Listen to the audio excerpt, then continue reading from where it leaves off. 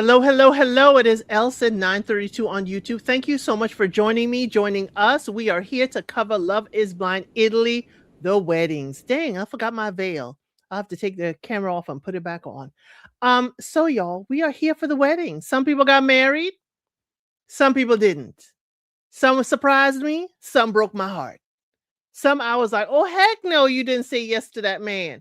But we will cover it all. I'm joined today by our cast here, which is the lovely Sam and Mr. Trey. Y'all always ask, where Trey at? Where Trey at? Trey is here today, ladies. Okay. Okay. Get off me now. Um, uh, Sam, what did you think about the weddings? So I loved the weddings, but discovered I was wrong because I said no one was going to get married. So that was the first thing. that was the first observation I made in an embarrassment because I said it with my whole chest. Trey, I think You did. you had departed, Trey. So you lucky you don't have to deal with the lashing and the tomatoes I might get because I was like, oh yeah, no, they're not going to make it. I mean, I said it with confidence. So I was wrong. I want to say that up front. And hi chat fam. I'm sorry. I don't know if I said that already. That's fine. Okay. But I did like it. I did like the weddings. I know we'll go through them, but my overall thought was what I saw. It was beautiful. I was glad to be wrong. I was just surprised that I was wrong. I know, right? Yeah, I was just surprised that I was wrong. I misread. Okay. I misread. But yeah. Oh, nice tiara. Is that what they call it? I don't know what they call it, but it's a headband with the bride on it. So I said, let me just put it on because we're covering the weddings. The veil may be too much, but always a bride. Trey, what did you think about the weddings? It wasn't your wedding, but what did you think? It was mostly what I expected, actually. I think if I'm not, except for one, maybe I think I called everyone how it was going to go. Interesting. So I think I called everyone how it was going to go. I was like, okay, cool. Yeah, so it was quick. I would say that it felt quick. Maybe a little too quick, but it was quick. So for 4 weddings, yes. For 4 weddings, it was quick. Mm-hmm. Delphine says, I love the veil. Yeah, the veil gonna be too much. I'm dressed down. I'm dressed too down. So y'all, this is a public service announcement, y'all. And if y'all have seen, I had dropped a video. It is from TikTok. Parmi has come out. Several of the cast have come out as well. People are giving Jordana and her dad the business. They are, unfortunately threatening them because they believe that they are the R word, the racist word, because of how they, were edited to show how they reacted to Parmi. Parmi has come out to say this is not the case. So I want to reiterate, we have a good time laughing and talking about what's going on here in the shows. I always try to remind you, these are edited, produced shows. This does not encapsulate who these people are or what their firm beliefs are. So please don't go to people's social media, spewing hate, spewing things that you don't like about them. Leave them alone, okay? Leave them alone. If you want, you could put it here in the chat. We can handle it here, okay? We can handle it here. But don't go to these people's personal stuff and start attacking them and their families. That's all I'm asking, okay? So, Sam, since you were, in error in your assessment of who got married and didn't, who would you like to start with? I think Yoni and Alessandro. Oh, you want to start with the darling couple? Yes. The darling couple, Yoni and Alessandro, y'all, they both said yes. Yes. They are married. And I can't wait for the reunion. I'm so darn confused on the reunion and what's my time and their time. I think Netflix says it's CET time. I had to figure out what that is for Vegas time, but I can't wait to see that, to see if they're still going strong. Because one of the things I think I articulated in terms of why I didn't think they would make it is not because I didn't think that there were two reasons why. So I just didn't think, I felt like they were still in this bubble, this kind of honeymoonish bubble, because they didn't take the trip. So there wasn't sometimes the challenges that come along with the trip, meeting people, the mixers, seeing who you spoke to but didn't actually link up with, so forth and so on. So I thought because there wasn't that dynamic and they were kind of in this very romantic bubble, that there might be some insecurities around, and mostly I think on Yoni's part. I thought also that I felt they toggled backwards and forwards with, 6 hours ahead of Eastern. Oh, okay. Oh, thank you. Thank you. I see, I gotta jot that note down because I want to make sure I can get that.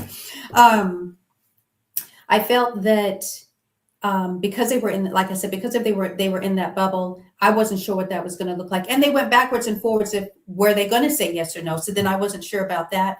And then the final piece was when the mother, they showed the preview or the clip of the mother getting emotional.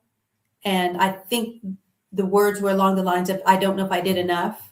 But then, then in the context of the whole show, it came out very different. Yes. Yes. And I said, oh, wow, that clip really distorted it, because really it was more so about her parents. I mean, of course, no surprise, I cried with the dad, because all they were trying to say is we're going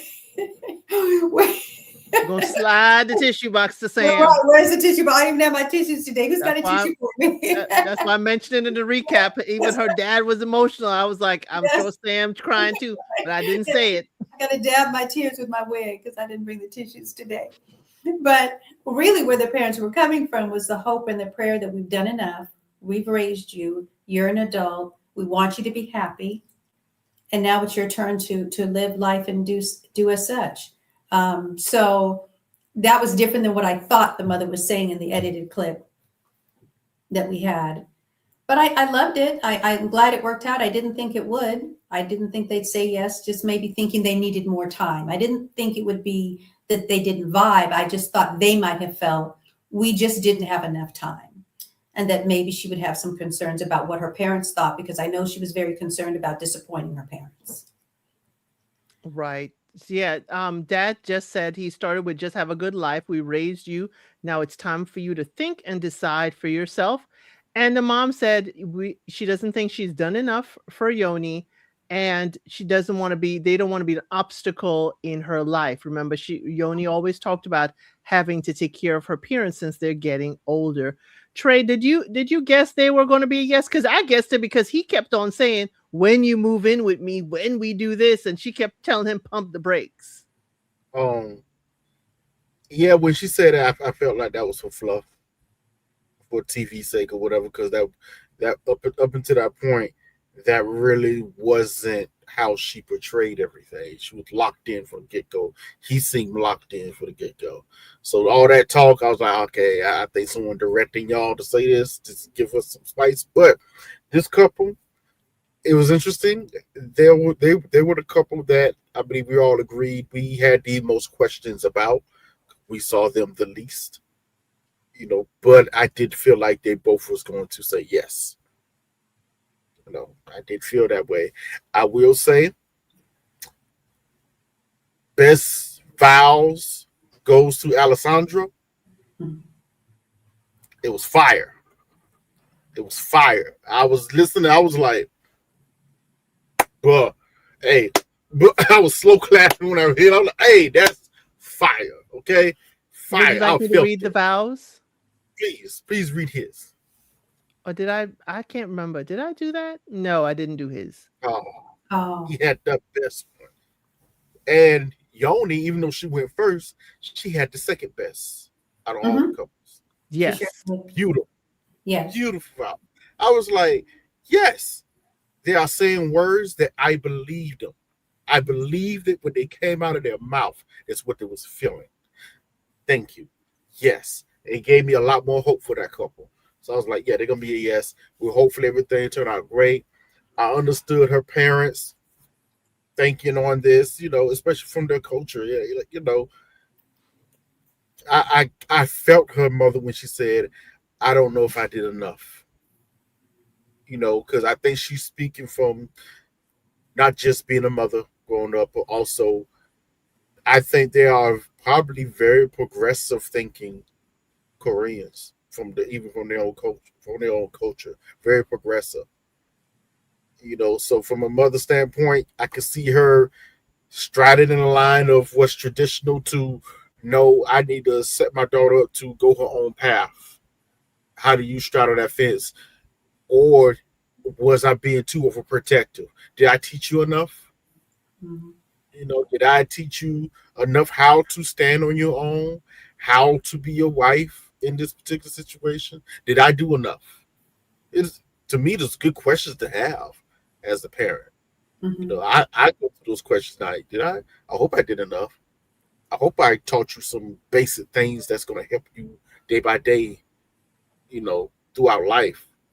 You know, did I give you the basis? It's kind of a parent fear. Like, did I do enough? And then the dad, I get the dad crying, man. Like, it's my little girl, man. Like, I have to now relinquish the protective role of her, and that was your responsibility. A man he doesn't know. Yeah. Exactly. And I can see it in his face. Like, well, I don't know you, like, but my daughter seems to like you a lot. You seem very genuine person. Okay, I'm gonna trust my daughter. Okay, I've raised her a certain way, so hopefully, what the things that I instilled in her, she used to help choose you. That's the best you could do. So Trey, what did you think about the heartfelt and waterworks and the hugs with the fellas before the wedding? I well, it's liked great it. to have. It's great to have a friendship with some guys that. I mean,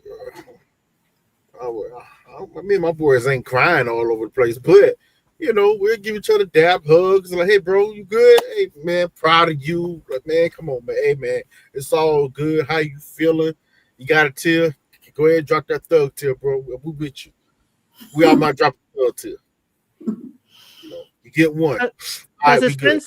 friend said he had not seen him this happy in a long time. So just dive on in to this love and this feeling. That's great. That's great. I And mean, it's I great was to hear. happy because we don't usually see the men get this emotional on Love is Blind on their weddings In this country, not in not this in this country. country. Yeah. Right. Other countries, we might see it. Yes. Yes. We're the, we're, the, Yes. we're, the, we're the ones with the toxic issues of masculinity, how it looks. Okay, Right. Because South America, they be hugging and crying, Yeah. man, shoot. kissing on the cheek. Yeah. I sure do. So, America act like it's um, a kindred this. I see hugging, kissing on stage. but I love this where we walk right from the reception, right from the ceremony, straight into the reception, right away. Let's get this done. Cut this cake. Let's get filming. We got this place for 2 hours. But I did like, y'all making a joke. I did like how we were straight there into reception. That's how my first wedding, that's how it was. We walk straight in. The next room is the reception. We ain't going nowhere. We on the same grounds, go outside, take your pictures, and walk right back on in. That's how I like it. What did y'all think of the reception, the cake, everything? Seemed to be not as overly decorated, but I liked it. I liked it. Not too much. I like, not too much. I did notice that it seemed not too much, but it almost made me wonder if they thought they weren't going to say yes. I just said, the way it looked, I said, oh, maybe they just were half in and half out because it didn't seem like it's, the extravaganza that it could have been for what the occasion was. And I said, well, maybe they were hedging their bets. This might be a yes. We're going to do a little bit, but we're not going to, do too much on the catering because somebody's got to pay and eat this food. So, It seems like it was already dished out. Everybody take a plate. yeah, yes, But it was fine for me. I liked yeah. it. It was beautiful. It was beautiful, but I did remember thinking it seemed just I don't know if understated is the word that I'm looking for, but that's what Yes. I'm thinking of right now. Is it was a little bit understated, maybe, and maybe that's because I'm used to the full out receptions that I see for Married at First Sight and Right. also the Love Is Blind's US wide. So I'm used to it seeming a little bit more of a flair. Mhm. This was very, like I say, understated is the best thing I can think of in this moment, but a little bit understated. The cake was simple, it looked good, very simple. So it didn't rub me the wrong way, but I did note that I said, oh, it looks like they didn't necessarily Do too much. do too Trey, much. It Yeah. right? it Trey, it did fit throughout the whole episode. I had a feeling, and the more the episode went on, the more I thought it. I think they blew all the budget on the venue. Okay. Because that place does not look cheap at all. That's it's a true. villa with grounds That's and true. Yeah, gardens. I think they spent the big wad on the venue. Hey, we only got this such time. We got to get through these things. It's already in an elegant place. We ain't got to do elegance everywhere else. Get them in, get it out of there. Because it almost felt like they had most of those weddings in the same day, just at different times. That's what it It felt felt like. like it. It felt like It it. did. Yes, it Even did. though I knew it was in the same week, but at least two of those weddings, it definitely felt like it was in the same day. It Yeah. definitely felt like it. I was like, okay. Right. But then you have to spend on extra crew unless it's Mm-hmm. morning and afternoon. But apart from that, yes, it was very understated. Yoni said that this was the fairy tale wedding that she had dreamt of. So I'm happy that she's happy. And Mhm. y'all, Alessandro B is really a model. If you are following him on social media, he basically to the equivalent of us, he is one of the Christmas models for Macy's. Mm. Macy's Christmas spread. If you're going to look at it that way, he is all over their large stores in the pictures in the store where you see the family together in matching pajamas. He's in the magazines and he is on their commercials on their television. So he is certainly, and I guess before this, because it wouldn't be done now, before this, he certainly is, a model and for campaigns for Mhm. different things. So definitely keep that in mind that he does have a successful modeling career. Now, see, that could have been an interesting storyline of how Right. Yoni would have dealt with a man, her man, potential husband that is a very famous model. Yeah, well known. Yes. He's going to garner attention. Mhm. How do you walk? How do you deal with this? It ain't built for everybody. It's really not. Right. He Even says he if has Trey, he says he has anxiety now whenever doors open, like it's the reveal all over again. okay, Oh wow. all right. I'm not sure what to say about that. It could be cheeky for TikTok. It could have been cheeky because the elevator opened and he's like, oh, she's not there. He Oh, just Oh, okay. okay. I Got mean, I guess. Okay, bro. Every elevator door. That's how you feel. All right. it. could have been Irrelevant. a joke. Relevant to absolutely nothing. Did it say how tall he is? No, He's he over said like he always 6'4". says tall enough, Tall enough. but he's Oh, quite tall. He yeah. looks He's to like be about 6'4", 6'5". 6'5", something like that. Yeah, Okay. he looks that tall, but he always says tall enough. Because she even asked him when they met, and somebody asked him again, and it's like tall enough. Now, what I will say that I missed with this group, we never had a group dinner. No. No, there wasn't. That's I right. missed that. At least one. Especially since Yoni and Alessandro could not make it to the vacation. We still don't know why they couldn't make it. But Strange. especially since they couldn't make it, we never had just the couples on a dinner unless people started breaking up real early. Mm, And we didn't know who was going to stay for group dinners. Or unless they had one and they just didn't think it was spicy enough. It didn't bring the drama. Probably because, other people had their words on the vacation. But definitely so. Let me ask you, Trey, are they still together? Because the reunion is Monday, y'all, but we will be here. I'll be here live watching it with you at 5 p.m. EST. But it shows 3 p.m. EST on your Netflix, which is 9 p.m. their time in Italy. Trey, Yoni, and Alessandro, are they still together? I don't know. Like I said, this is the couple we know the least about. You know, I was confident that what are you hoping for? Yes, I hope they are. You know, it seemed cute together. I'm like, okay, I'm not really seeing from what we saw. I didn't see any reason why it wouldn't work, or maybe it shouldn't work. But like I said, like I pointed out earlier, there was things that week that it could have showed, didn't show, this and that and third. He just showed them always getting along, never really no issues. So I'm like, I mean, the only thing that popped up was, you know, she wasn't used to a man standing peeing up. That was weird. But, you know, besides that, I mean, is she going to be like, oh my God, I caught him in the bathroom yesterday. It was so weird. He was standing up. I was so grossed out. Huh? I don't know. I hope so. I'll say that. I hope so. Okay. Sam, these two, are they still together?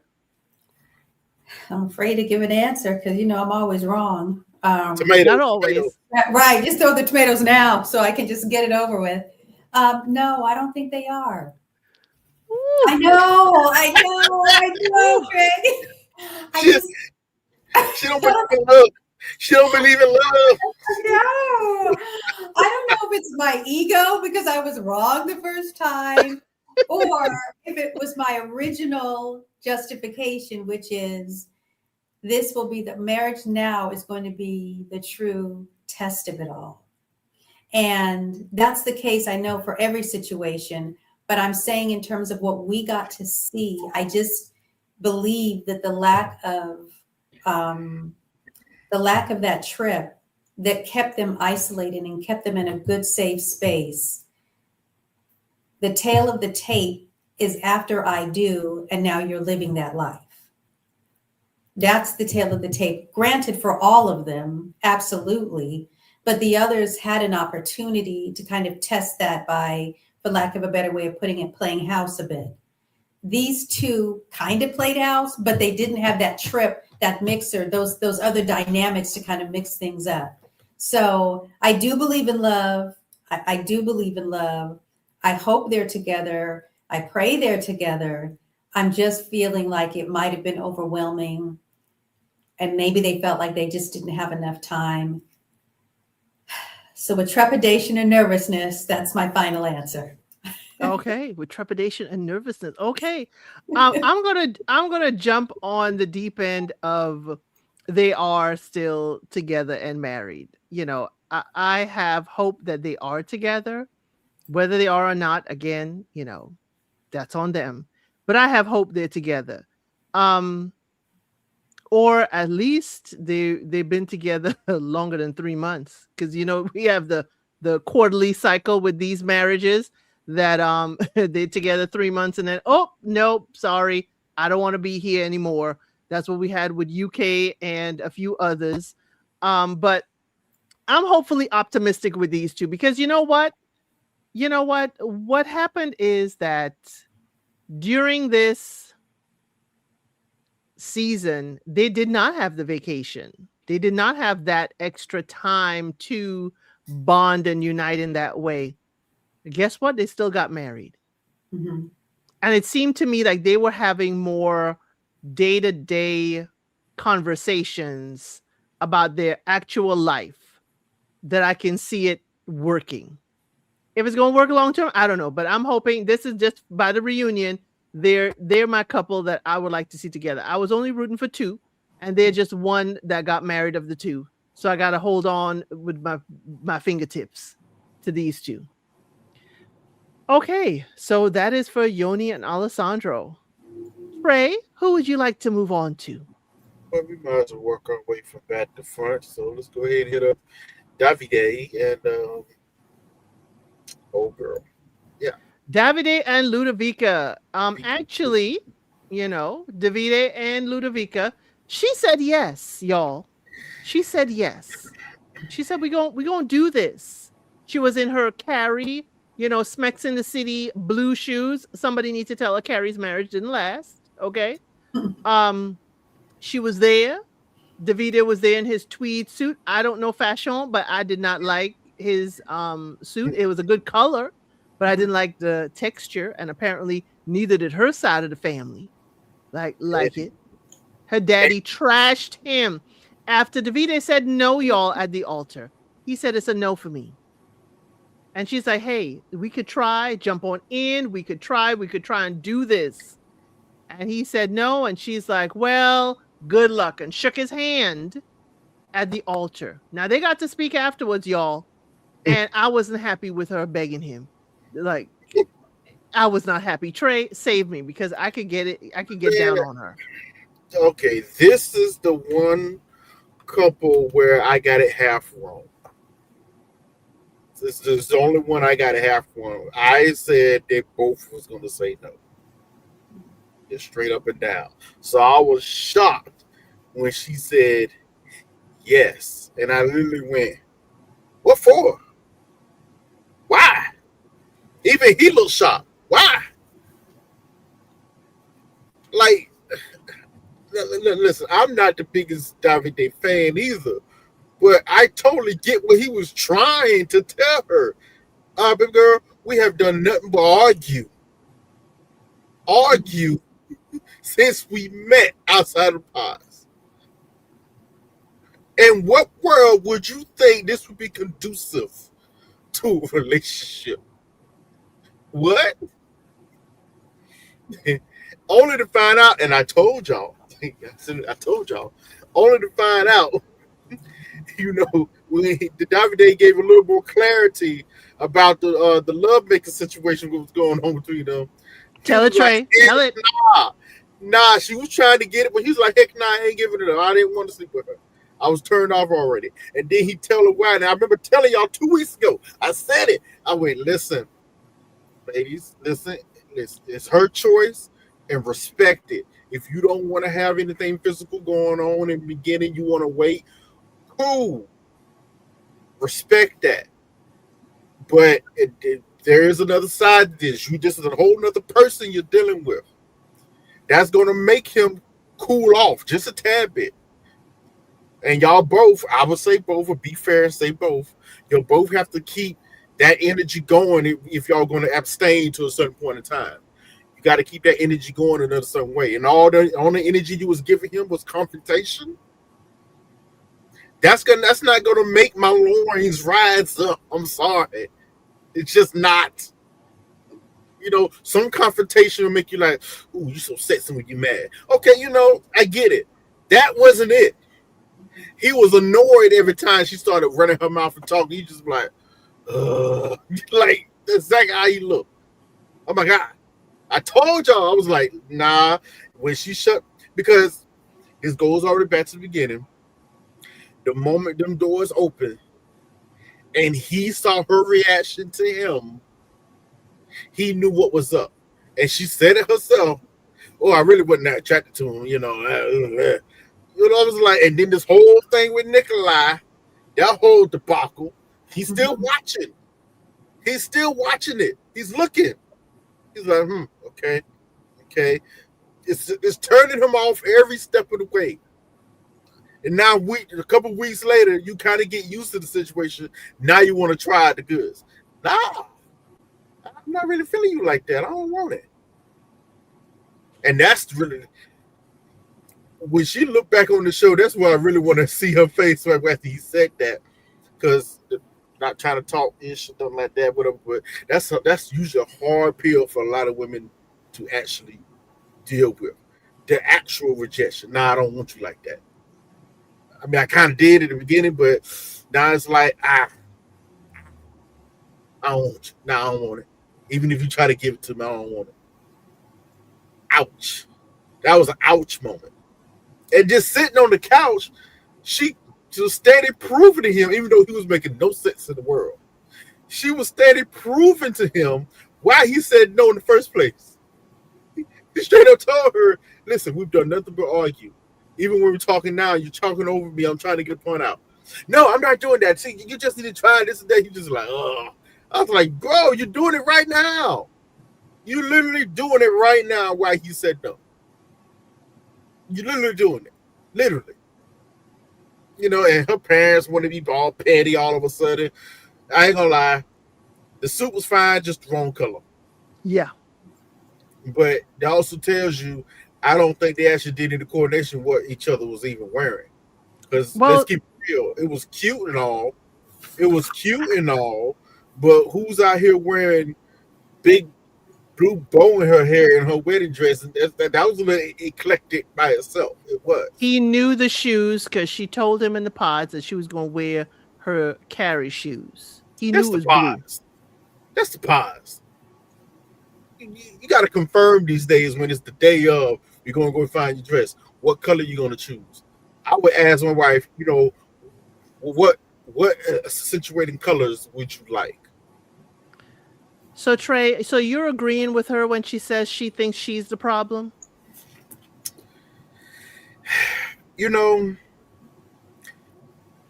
ever seen someone who does self-deprecating awareness? Mm-hmm. I think that's what she likes to do.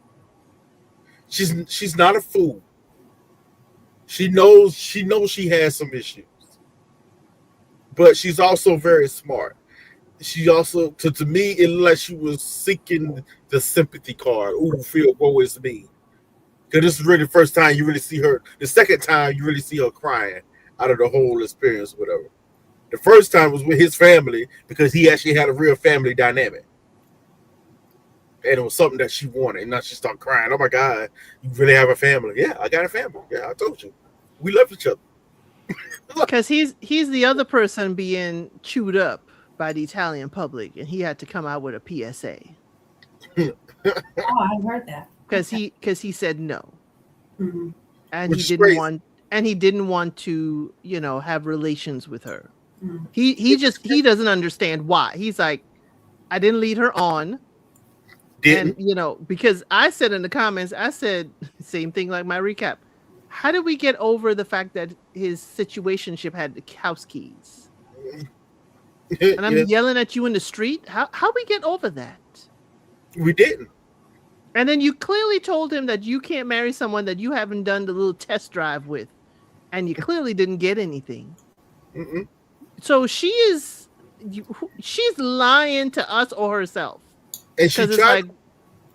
Go ahead. Remember, she tried to play it like he was the one that couldn't perform. Remember that she tried to say, but he said some stuff about performance anxiety, and he also said it. So I'm not going to put it on her. He also said performance anxiety. Performance anxiety is different from not actually being able to perform. But again, if you can lie and say you have performance anxiety and you don't want to try. Okay. I mean, come on now. Come on. Okay. Let's be honest here. Which one is better? How rude are you going to get? Are you going to tell her, yeah, I got a little performance anxiety? You know what I'm saying? I don't want to do this, whatever. Or you going to tell her, nah, I don't want you, Coochie. Get away from me. On national TV? If you say it in that tone, Trey, we'll have a problem. But it's meant in that tone. Because that's the tone he said. That's what he really felt. That's the undertone. And that is why the people are coming after him, because they are when I tell you they are reading him, that Ludovica is way above his caliber in looks. They are reading Davide, and I'm like, I don't get that. She weird looking. They're in the same boat. I don't. You know what? I don't get it. So here was my my weirdness went to. Was she doing this to play it on camera so that he would get this kind of edit? Yes. Was this a ploy? That whole speech that she gave after he said no at Halter, why did we get that? Right. That wasn't necessary. And then the handshake at the end, the long extended handshake.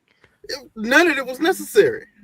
Was this a performance piece? Even the conversation on the couch afterwards. When you wanted pizza, I said I'll eat pizza. When you wanted, I just did everything you wanted me to do. And I was like, I don't believe that, Ludovica. No. But I'm going to hear you. I'm going to listen to you. I'm going to hear what you have to say. But him saying, I just didn't want it after a period of time. After we know he got the neighbor on call. What are we doing? And then his mama, Davide, your mama, I have to say I love her, okay? For different reasons. Ludovica love her because y'all have a nurturing family, but your mother's side eye is one of my favorites. her looking down and her side eye, that is one of my favorites. Davide's mama got my vote. His daddy be laid back and chilling, but his mama, Yeah. That look, Sevilla, love it. Look, I don't trust this girl. That's exactly what her look like. I don't trust this girl. She gave her a look too. If you gonna embarrass my son in front of this camera, y'all need to go back and look at Davide's mama. I love her looks. Let me get Sam. Were you surprised at the flip? Because I thought she was gonna be the no. So I was surprised because I thought she was going to be the no, but I have a different take than you guys do. I viewed to me, when he said no, she genuinely in her face looked surprised. I don't think she saw that coming from what I saw, because I looked at it twice. And my perception of what I saw was that she genuinely looked like, okay, that's not what I thought was going to happen. And so because I think she was surprised by that, everything she said and did, I believe, was spiraling, kind of playing it off. The handshake was very awkward, but that's probably what you do when you're but that's probably what you do when you're spiraling. You didn't see it coming, and you're fighting for your life to fight against the embarrassment, because now you got to take that long walk of shame down the aisle without him. I viewed that as a reaction to something she didn't expect was going to occur. Because I absolutely didn't think they were going to get married, but I thought it was going to be because he said yes and that she said no. So I think that was, in my mind, that was the reaction. In terms of the begging aspect, her seeing herself as the common denominator, again, I see it a little bit differently. I don't know that I viewed it necessarily as the begging of it all. Again, I viewed it as this was a shock that she didn't see coming. And I think that it's natural when you're feeling rejected to go into when I look at the story of my life and things have not worked out, I seem to be the common denominator in all of that. And I don't know who said that, like who was the originator of, when you look at things and you're in the middle of it, you're probably the reason why. I just don't believe that. I don't believe that. I think that sometimes things that are happening can be because you're just not at the right place, at the right space with the right person. And that doesn't necessarily mean that I'm the common denominator and why everything doesn't work out or doesn't seem to work out. It could be, if it's repeated behavior that you have not adjusted or changed, and you're taking that into every single solitary situation. It could be that your behavior leads you down that path where what do you expect people to do if this is how you always are? But at the same time, it may not be that. It could just be the idea. I'll give you an example that's a horrible example. A terrible example, like nothing to do with love example. With my job in this current moment, I am the happiest I've ever been. I didn't even know I could be this happy. And I made my boss laugh when I told her that. And she said, well, why do you say that, Sam? I think that comment is interesting. I said, because before you, every situation has been horrific. And I got to the point where I was starting to lose my own kind of self-esteem and my own thinking, is it me? Because every boss I have, this is a problem. And until I could get around a boss that didn't see me as a threat, that wasn't intimidated by me, You understand what I'm saying? That didn't think I was trying to take their job. I kept thinking, no, no, no, this must be me. It has to be, because it's a history of bosses who can't stand me. And that's not what it was. I'm now working for a woman who respects me, who values what I can bring to the table. And if anything, she's like, I'm glad you know it. I'm glad you can do it. So I'm sorry you had those past experiences, but it was never about you. It could have just been around those people. That's a horrible example, but I'm trying to bring in here that sometimes with love, we do that. We think, oh, the common denominator is me with why everything works out. It could be, or it just may not have been. I think that what, in terms of the heat or the smoke that Davide is getting, is likely, it may be because he was making a list and he was checking it twice. So thank you, Rosho. I love me some Rosho. I hope she comes out to Vegas when y'all come out here. I feel like Rosho and I feel like all these girls are my girls. Thank you, my love. I think he was making a list and he was checking it twice and he wasn't saying anything about it. The screaming match, in the street. That was a check. I was thinking about Nicole, I'm so sorry. Nicola. Mm-hmm. Nicola, golly, geez whiz, I'm so sorry. He's got to remember that she spoke to him. And she was saying up to the last moment, she was still thinking about him. And I think these, all right, ma'am, you better be coming. I'm gonna be looking for you, Rosho. I think he's making a list. He's checking it, all of these observations he's making. But where he's getting the heat is, I don't think he was kind of letting her know along the way these irritants. Yes, it was discussed, but I don't think it was discussed in a way that she was receiving it. So by the time she gets to the altar and he's like, no, and then sits on the couch and says, by the way, the interest just was not there. I think for her, it was a little bit of a shock because yes, they had their arguments. Yes, they had their disagreements. But to her point, she probably thought, but I think we can work through that. I don't think we got to throw this all away. So that's why I didn't see it as a begging situation. I saw it as she was trying to process, how did we get here? Because I don't think in her mind she saw it as that bad. How did we get here and y'all did not do the do? And she said she need to do the do before she gets married. That's my thing, my pushback to her. True. Clearly wasn't into you. Well, clearly to us. But to the person who wants the relationship to work, to the person that doesn't want to feel like I'm the common denominator in another failed relationship, to the person who may be thinking, maybe I'm pushing too much for the lovemaking. Maybe I need to chill. She's gone to the house. She's met his family.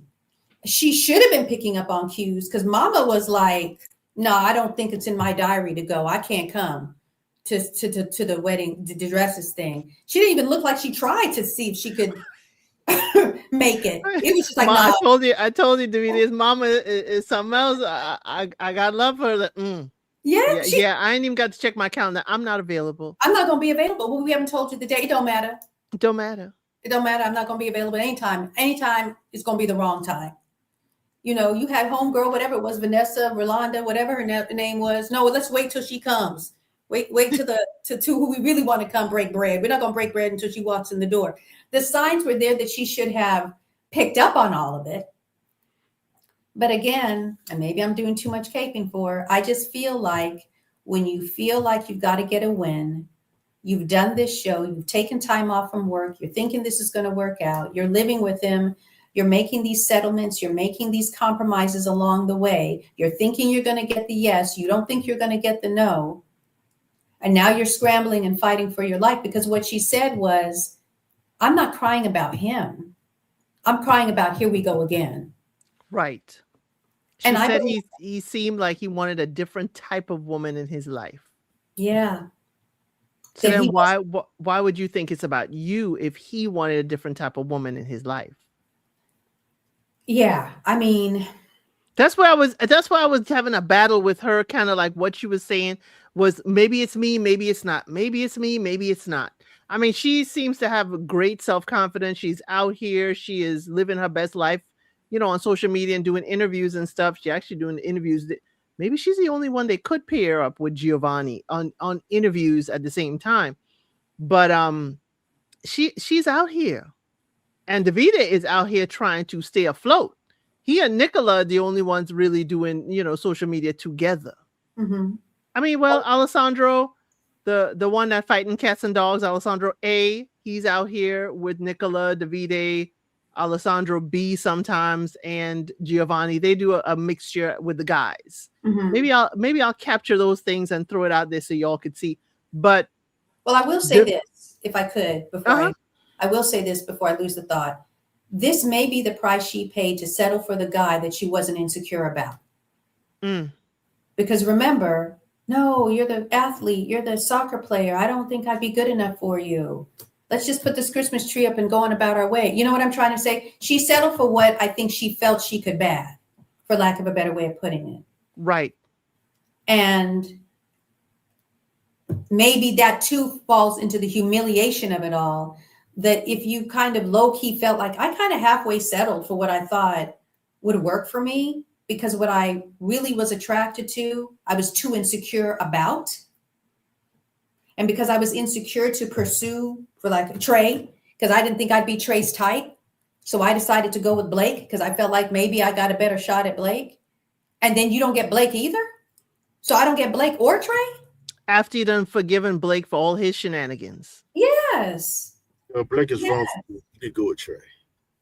What's that? What did Trey say? I said Blake is wrong for you. You need to go with Trey. Oh, okay. I need to get it right the first time. I know that's right. So I'm trying to get that's what I was thinking. Y'all, we cannot forget, okay? First of all, this woman, out of her own words, she lives and runs in a social circus a social circus.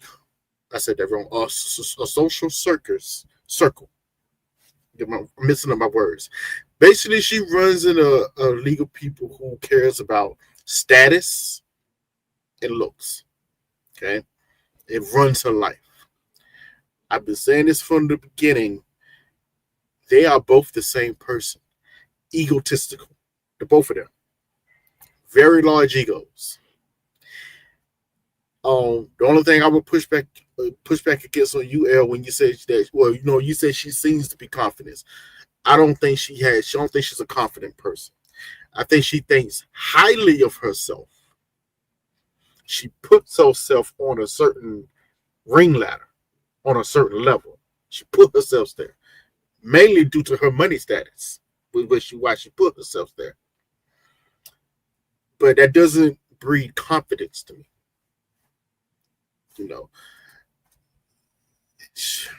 And he's the same way. Like I said, they're the same person. The only issue is he beat her to the punch. Yeah. She literally thought, you know what? If I say yes, of course he's going to say yes to me because I'm me. Mm-hmm. Egotistical. Yeah. Ego-driven. And, I can leave him at any time I want to at a later date. Because let's not forget, she was not feeling him from Jump Street. The moment she met him, she wasn't really feeling him. Mm-hmm. She said out of her own mouth. So it's going to be real hard for you to convince me that all of a sudden you feeling this man enough to say yes to marry him when none of your actions have shown that up until this point. Your actions have still been, I got issues with you, but you want to sleep with him, but I don't like this. But I want to try it out, but it just pisses me off when this happens. She's the Lulu. Especially since he has a situationship across the hall. And don't get me wrong, I can understand her questioning of that situation because he didn't give a satisfying answer to it all. Not really. But I'll say this. Obviously, he didn't lie about it. He told you straight up from the beginning what was really going on. Because according to him, like, no, I told her, like, when we first got together, started talking, I told her that, yeah, this is a friend of mine. We had something going on, but, I trust her enough to keep my key, whatever. She didn't have an issue with it till it was time to go back, and then she wanted to make a big deal out of it all. That's why he was like, what's going on? Why are you tripping? I told you this a week ago, and you ain't had nothing to say. One, it could be for the camera, or two, did he say it, to get her to break up and walk out? I don't know. Could have. But the fact of the matter is, he still told her. He did. He was honest. He's been honest and straight up. Even if But he could have been honest and said the neighbor got the key, not that the neighbor, because he wasn't fully honest. He said it was because Karen had to pull it out of him that he even kissed this person. Okay. The fact of the matter is, excuse me, the only real issue is that he smashed her. That's the only real issue out of that whole situation. Right before the show. Yeah, if it was just someone that he knew, nothing never happened, just wouldn't have been a thing. The fact is, he smashed her. That's it. And that's so he is capable. He could pull just fine. He is okay. He is okay. Like I said, she puts herself on a certain pedestal. He does too. Yes, they're the same person. Too. The same person. I do think he's a little more realistic with his pedestalization of himself. He knows where he can't go, pull where he can't pull. He stays in that lane. Right. Hers is it's a little lofty. Well, we see it with her family because we saw her dad trash his suit with her friend, talk about him like a dog. Saving face. Yeah. That's all it was. Saving face. But you're mic'd up. Now you're on camera really trashing him. Pathetic. It was, like I said, the whole thing, like I said, I was genuinely shocked when she said yes. And someone else said it earlier in the chat, it is given. She didn't say yes to him. She said yes to the marriage. She said yes to the marriage. And that's bad. And I did say that she wanted his family more than she wanted him. Yeah, he has a real family. Yeah, real family, yeah. Hers, by her own admission, is not the best. She doesn't have that close a relationship with her mother and father, which I find so funny that her father was going so hard on him. I'm like, your daughter, y'all don't talk like that anyway. Why are you going so hard, bro? You almost giving she didn't really like you. She didn't really like y'all like that. Not really. Right. You know what? I feel like she like her dad a little bit more than her mom. That's what I'm feeling. I kept feeling that. She like her dad just a tad bit more than her mom, which I thought was interesting. Yeah, she does like her dad more than her mom. Sam, any last thoughts on this couple? I don't think so. Okay. I don't think so.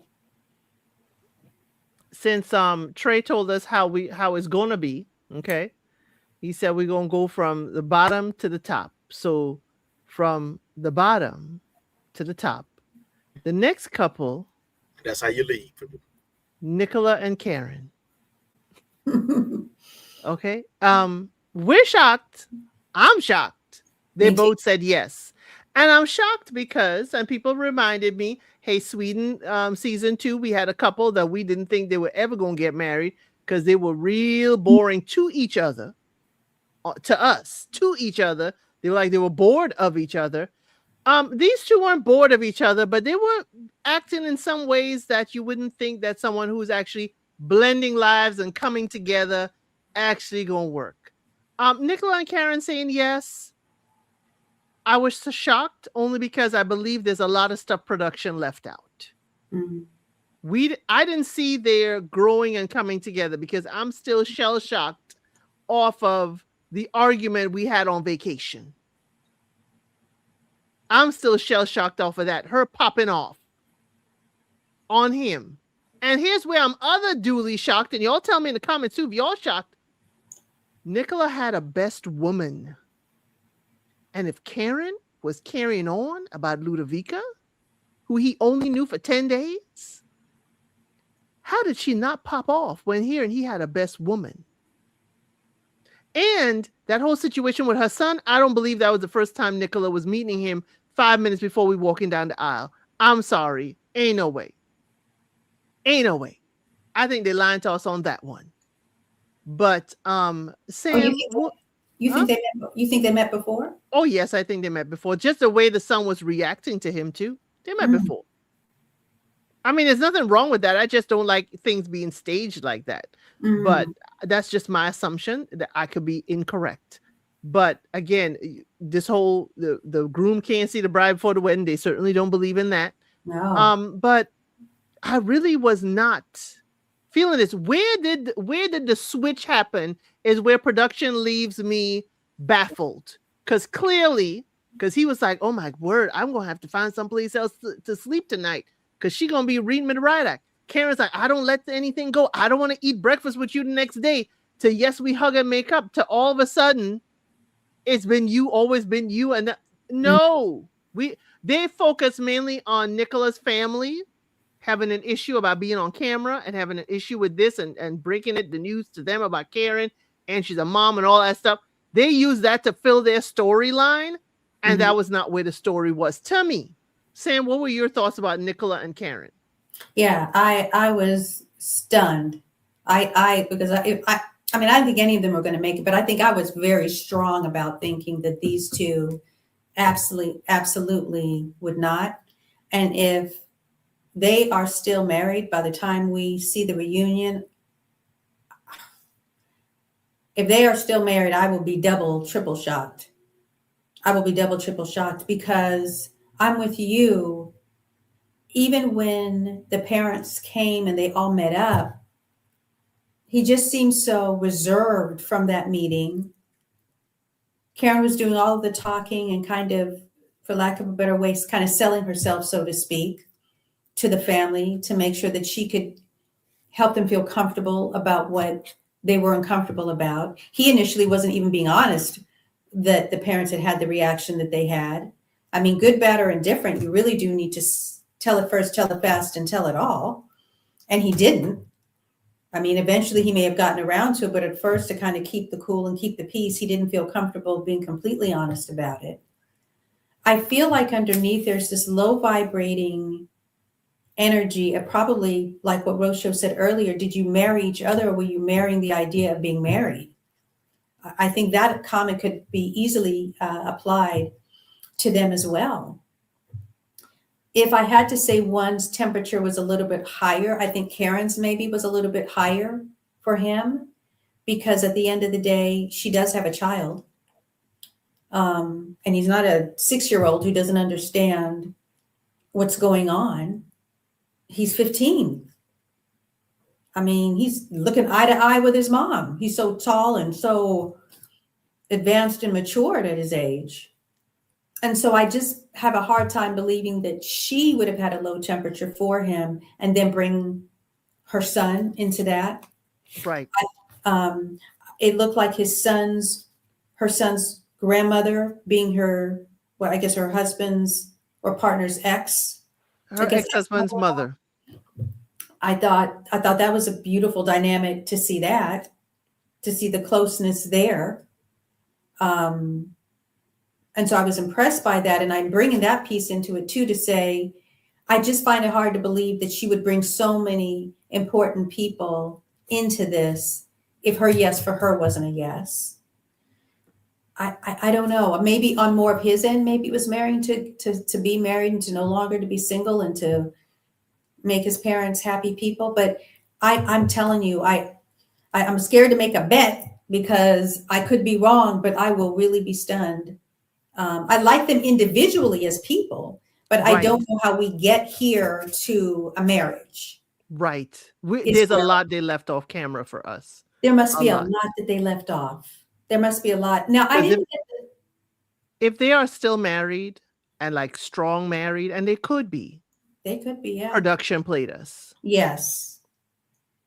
Yeah, if that happens, they must have, because I just am finding it. I'm lost in the sauce of how it got there with them. Maybe their want and desire for something to work is one thing, but for that, once the wedding is over and you've got to live and mix and mingle and deal with the reality of what is really, really, really real. And does he want kids? Yeah. Does he want to start all over? Does she want to start again? Again, he was at least, maybe he's 16 now, because I don't know if this was a year ago when they filmed that. So does she want to start that process over? That's a handsome man. What do the DMs look like?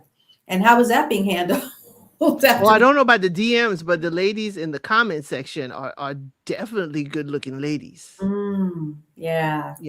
He ain't answering and he ain't liking, but he can't be doing too much because, we don't know if he is still married. But let me let Trey jump on in. What do you think about these two? Newsflash, y'all. You played yourselves because I told y'all they were going to say yes. Both of them. I told you. I was like, nah, they're going to be a yes. They were the main couple. I was confident that they were going to be a yes. Period. Even issues and all. Just yes. They were locked in. Now, let's just get it down. Let's get to some of the issues that y'all brought up. They actually did cover. It was very quickly. It was talked about, but they did cover it in the pies and when they got together. They both agreed that, well, he wanted children if he was going to get married or whatever. She agreed with it, so she was on board with that idea. They was thinking within the next couple of years if they went forward and got married. So they cleared that out of the way. They had a whole conversation about her 15-year-old. He lived across the street from, the ex-husband. It's a great relationship, the co-parent. She's still friends with his mother because, if you remember, she came to this country when she was 15. She ran from her country to this country when she was 15. So I can understand that relationship that she has with her, and she sees her truly as a mother figure. So respect to that. I agree with you, Elsa. He met that son beforehand. Probably not in person, but I think they video chatted or whatnot, whatever. I think that happened. I think that definitely happened. Because this whole idea, he wanted to wait to shake your hand at the wedding, blah, blah, blah. Get out of here. That ain't real. Okay? Y'all set that up. The only real issue that they've really had was Karen's insecurities and jealousy streaks. Besides that, they got along fine. Any other time. Now, what do you think? Y'all asked what you think the switch was? Just my personal opinion. I think after that last night, after she was tripping on him about the whole Ludovica situation and get upset, after the cameras left out, I think he had a long talk with Karen behind the scenes and probably laid down the law. But she still wouldn't have breakfast with him the next morning, Trey, and he still had to sleep on the couch, even if he had a long talk. You're talking after that. It was after that. He's like, listen here. Nah. What ain't gonna happen, what is gonna happen. Bam, bam. Relax. And then gave her the lash. Because after that, lockstep. They were lockstep. The only issue they ever kept up again was his parents, understandably so. And the lie that he told her, which never came back up. Weird. But it is what it is. If he told, they're fine, this and that, third, and he was like, and then he told the camera, I got to work on them a little bit. I understood it. I ain't like the fact that he lied to her, but I understood it. I get what he was saying. Give me a few days. Let me work on him. And he got it worked on. They came through, met her, they like her. Hey, it's all good now. Lockstep. Even when you brought up the situation, Samantha, when, seemed like he was laid back chilling, while she was selling herself. Now, I hate to say it like this, but that's real talk. Listen, okay? You do have to sell yourself to hits parents, just like I have to sell myself to your parents. You know, my main job is I have to sell you before you meet them. Hey, mom, I got this girl to talk to. I think she's beautiful. She's so intelligent. She's this, she's that. You know, I just like the way she makes me feel. We have great conversations. Our conflict resolution is amazing. We actually talk about issues and problems. You're half sold already. Now you have to bring it home when you meet my mom and dad or whatever. That's on you. Yes, I am going to chill back and let you talk because now it is upon you. Just like if I go to meet your mother and father, it's up to you to sell me at first. Don't just bring me up in the house and hey, I got a boyfriend, y'all. You already behind the 8 ball. Don't do that. At least let them know, hey, I'm dating this guy. I really like him. Oh, yeah, I'm still talking to that guy. I really like him. Hey, I'm bringing that guy over. It's serious. Now it's up to me to sell myself. How you doing, sir? How you doing, ma'am? My name is such. Oh, yeah, this is my family. This is what we do. Oh, yeah, you know, as long as we're having a discourse, as I've always been, if I'm having a good discourse with your parents, we're talking genuinely, just sitting down having a conversation, talking about stuff, about myself, them. I answer the questions, they ask me questions. We're going very good. If you're just sitting there, everything just quiet, it's a little awkward. It's a little awkward in here. It's a little iffy. You know, but as long as the discourse is discoursing, it's good. And the discoursing was discoursing when she was talking to his family. She was selling herself and doing it well. I had to get to her. I was like, all right, cool.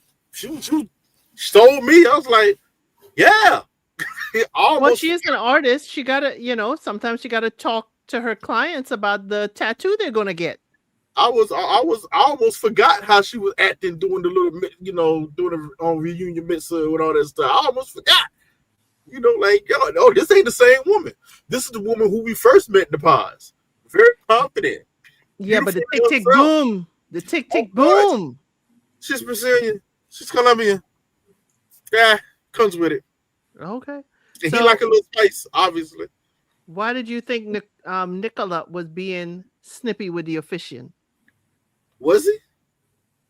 I think it was nerves, or my diabolical mind says maybe the officiant said something a little too flirty for him, and he was like, no.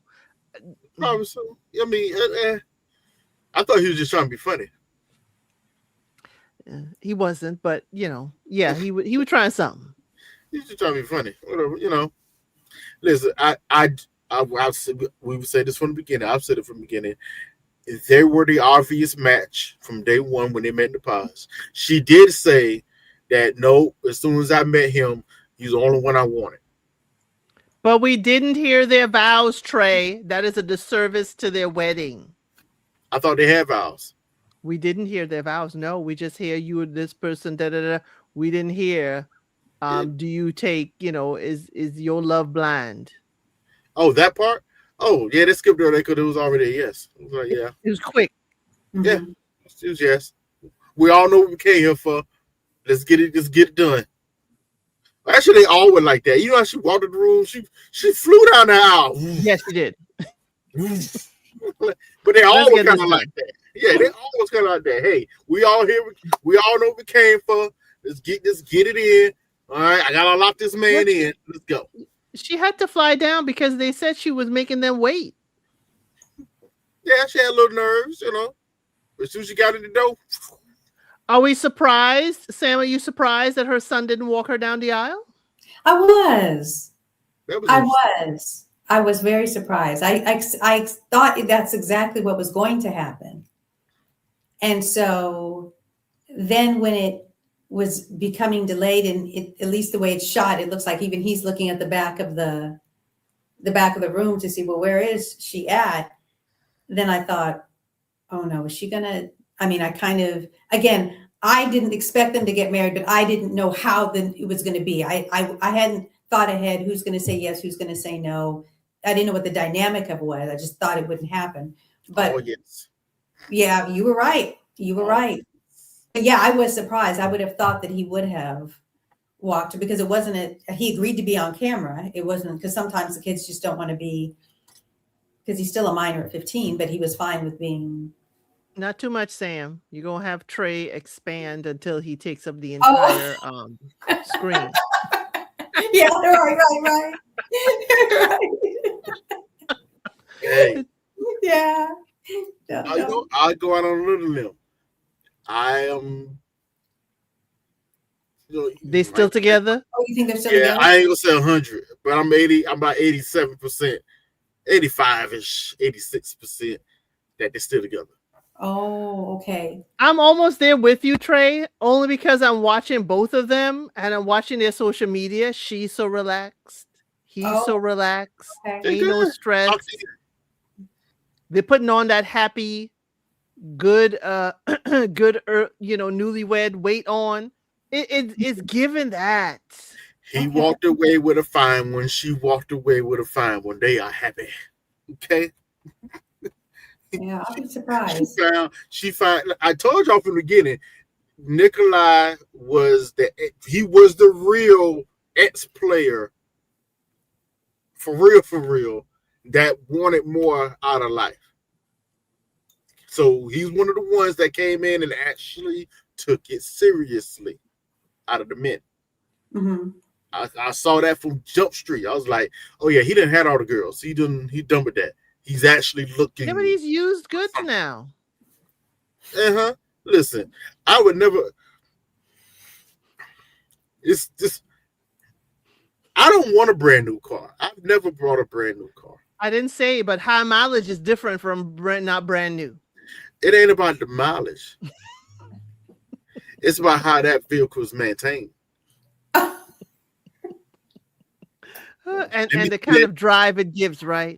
Oh my The goodness. kind of ride it is. Listen, there's going to be a difference between a BMW, versus a Buick. That ride is different, okay? And I'm a Beamer boy. Okay? Beamer boy. BMW, blatantly many women. Is that why you said BMW? That's not what I said. I believe in motorsports. I believe in handling, okay? And that's A what you've been great doing. balance. Great balance with handling and power. It looks good too. What? Intelligence. Great engineering. Good home raise. Good home training. Yeah, he's still lying though. Even Yes. he hold good home training. If you can find someone, if you can find you a nice 1970 Toyota that would never break down, keep that. What? Keep that. But that 1970 Toyota, how many owners has it had? How many drivers? 2 owner car. Okay, 2 Matter of owners. fact, if you got about, it, I mean, if you got it, you probably been the only owner. Keep it. It's again, classic. we ain't saying he the only owner. Okay, he been owned by a few. Times. Okay, Been on a few times, but the engine's still running. The car has been finally maintained. Okay, his resale value is maintained, is what you're saying. And yes, low maintenance. What? He's a Mercedes man. He is a CL63. Are we talking about cars or are we talking about me? No, Trey is just increasing Nicola's value above market. Listen, Samantha does give a Mercedes girl. She does seem like the Mercedes type of girl. I don't know how to take that. I mean, Mercedes are very nice vehicles. But I'm low maintenance though, for sure. Low maintenance. It depends on the model. Because there's some models, you don't want to touch them. I don't know what model is low maintenance. All my friends with Mercedes be crying. Yeah, right. It depends on the model they brought. See, they went out and got that trendy one. Don't get the trendy ones. You get the good value one, okay? Don't get the one with all the vacuum lines and the vacuum lines go off. You got to place all the vacuum. No. All I know is I can't do Mercedes because I can't fit because I'm just too tall. I feel like I'm in a can. First of all, don't try to get those little 320K. No, get out of the 320. No, not me. When my friends drink and I have to drive them home, I got to drive their car. And this was the little SUV one. I don't know what it is. It's too small. I have to hold my head and duck in just to get into the daggone car. Too small. And if I'm in a drive, I gotta take the front seat out and sit in the back seat just to have room to hit the daggone pedals. So I You gotta do slide have the to. front seat all the way back and lean the seat back. It's like, daggone it. Can I get Do some room have up here? you do have to get a vehicle that's going to fit you. Okay, Well, yeah, my friends are smaller than me. you got to get a vehicle that fit you. You can't be 6 foot something and you trying to get you a little a 320 S class or K class Mercedes. It's not going to work.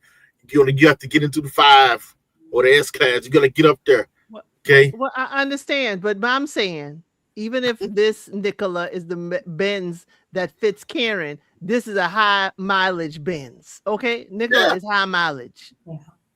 but the maintenance has been maintained. He still got his hair. The maintenance has been fully maintained. Okay, he still I guess could make it up to the speed limit.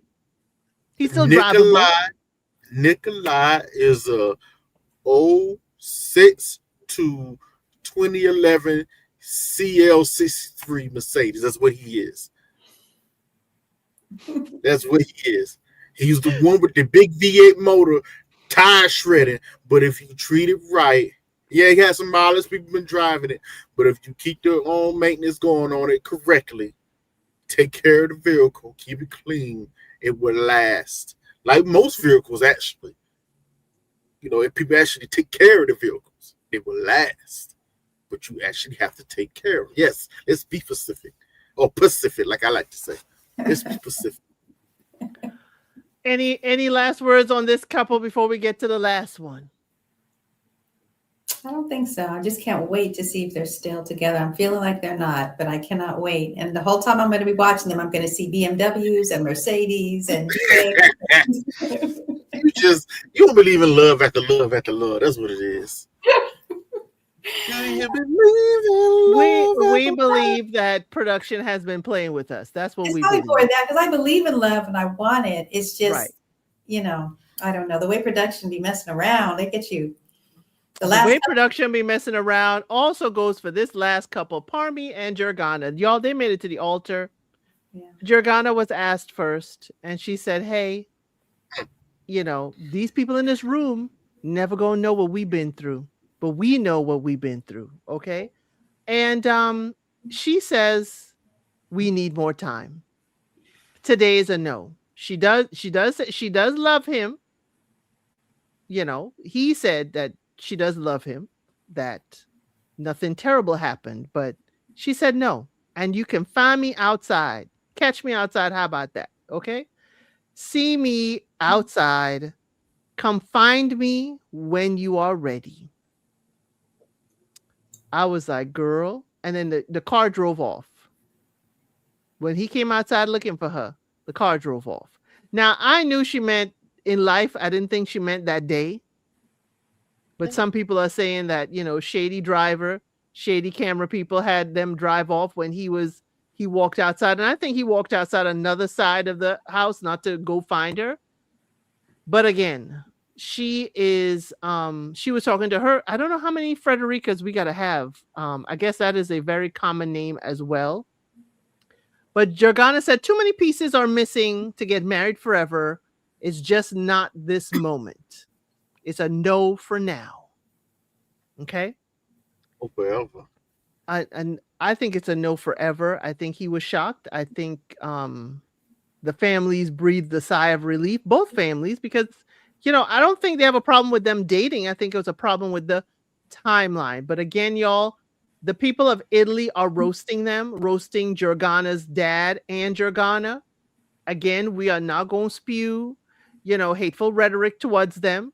I do have the video of Parmi coming out saying, please, people, stop coming after Jurgana and her father. So I did post that here so y'all could see it. It was from TikTok. And, I just didn't think people would meet it with such vitriol. Vitriol that not only Parmi, but Giovanni has done a public service announcement. Nicola has done a public service announcement. The other two ladies, Karen has done one, and Ludovica has done one. Alessandro A. I mean, it has been so heavy the people coming at Jordana and her dad, that all these members of the cast started with the men and then the women started doing it. You know, y'all, please. This is a show. The people are letting us into a piece of their life. This is not their entire life. Let us not go at them. Let us talk about what we see and understand that what we see has been edited and warped for us to think a certain way. So, Sam, were you shocked? So, yes, even though, again, I didn't think, the reason why I didn't think they would make it is because I became influenced by a wonderful, amazing woman named El Cid when I watched her recap. Because, see, I was fine living the land of I believe in love. But then, a seed of doubt and heavy looking at a tattoo then skewed my viewpoint, and I could no longer believe in love. I want to take this just slightly in a different direction, though, just for 2 seconds. Production, step up to the front of the line, because the hits that Gorgana is taking is because of you. And that's that on that. They're taking it because of you. And we made that observation 7 days ago when we said, we are a little bit perplexed by her statement of, and I'm paraphrasing, that Parmi had anger issues that he needed to kind of work with. And what and maybe we just means me, I said was, I didn't see signs of that. Outside of meeting with the friends and him being irritated that the friends wouldn't let him complete a thought or a statement, I'm not sure where I saw the anger issues of it all. For whatever reason, I think the production needed some, how do I say this? SMEX appeal. And these were the two they identified to give us that, meaning drama, because outside of G&G, as I call them, there was a little bit to work with Gorgana. They were able to latch onto the whole prejudice of it all. But it's almost as if they decided even if they had to skew and mislead, because I don't know. Okay, so her father felt away, her uncle felt away, her mom said, hey, I trust your judgment. I don't know that there was enough there for people to be coming for her the way they are coming for her. Who are you mad at? You can't be that mad at him for that. He had a viewpoint, he had a feeling. It was his statement when they met, when he was in the confessional, her dad, that said, I was expecting a Tuscan man, a man from Tuscany, not this Indian man. So people are riding that wave rather than seeing it. Okay, I would not have expected Parmi either from Florence. If you're telling me you met a man in Florence, I would not be expecting Parmi either. But they are latching onto that as their validation as to the dad's thought process. And when Jordana said, too, that her family may not be very receptive of it. That, I think, is what is giving further bite to, her dad's words. Mm-hmm. But I think that to the extreme, that if it's true, the words I have heard are threats. I mean, it's one thing to have a disagreement, to feel that he said what he said, or he looked how he looked, or it was his, ethnicity or nationality that was a throw off. And that, okay, true, she had said that her parents, because she'd been that honest since the days of the pods, that she wasn't sure. But I don't know that I'm not going to say I don't know. I know that doesn't rise to the level of her literally having to have other people step up on her behalf to say, that's not the whole story. And I haven't seen Parmi's video, but I would agree. I have to agree that that's not the whole story, because there were parts that just made us feel, well, was there more to that we didn't get to see? And I don't know why production did that, unless the answer is to make things spicy. But you're making things spicy at the expense of a human that now has to have others speak on her behalf.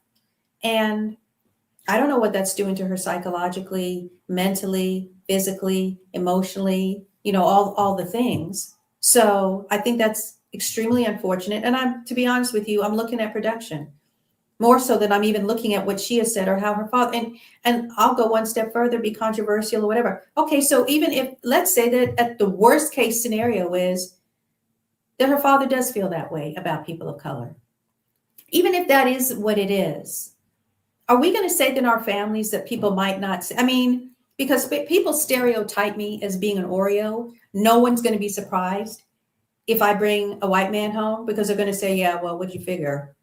Look at how Sam sounds and acts and this and that, because I've gotten that my entire life. So that may not be the shock from my family if that's how they've stereotyped me. But even if at the worst scenario, that's how he felt about it, there are families who may feel that way. And they can feel that way because you're a woman who is dating a woman and they thought you were attracted to men. It could be the opposite of that. It could be because of race. It could be because of height. It could be because of weight. It could be because of, we could go on and on the list of things that can be different, but that doesn't rise to what the level of how I think production And twisted it and how people are upset about it. and to think her father raised her and she does not think that way. And she does So not. that could be me the saving grace right there. It's like, Yeah. okay, he can have these thoughts. He is an immigrant. He has come through immigration, from oh gosh, I just lost it. Um, Bulgaria.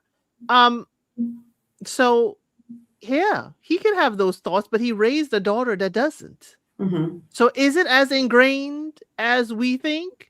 Or is it ingrained for a different reason? It could be for socioeconomic reasons. It could be for any number of reasons. We don't know. We don't know. But he raised her and she's not like that. Trey, what are your thoughts on this couple? Well, first off, I knew Kwame was locked in, and I knew she was going to say no. So that just pretty much happened the way I thought it was going to happen. Mm-hmm. The reason why I thought she was going to say no is going to lean towards the ingrained thing. Yes, you're right. Her father did raise her a certain type of way, and she does seem to try to break away from that or think about it. And I'm trying to give her grace into this, but here's where the issue lies. Yes, it does. I don't think she herself is racist at all.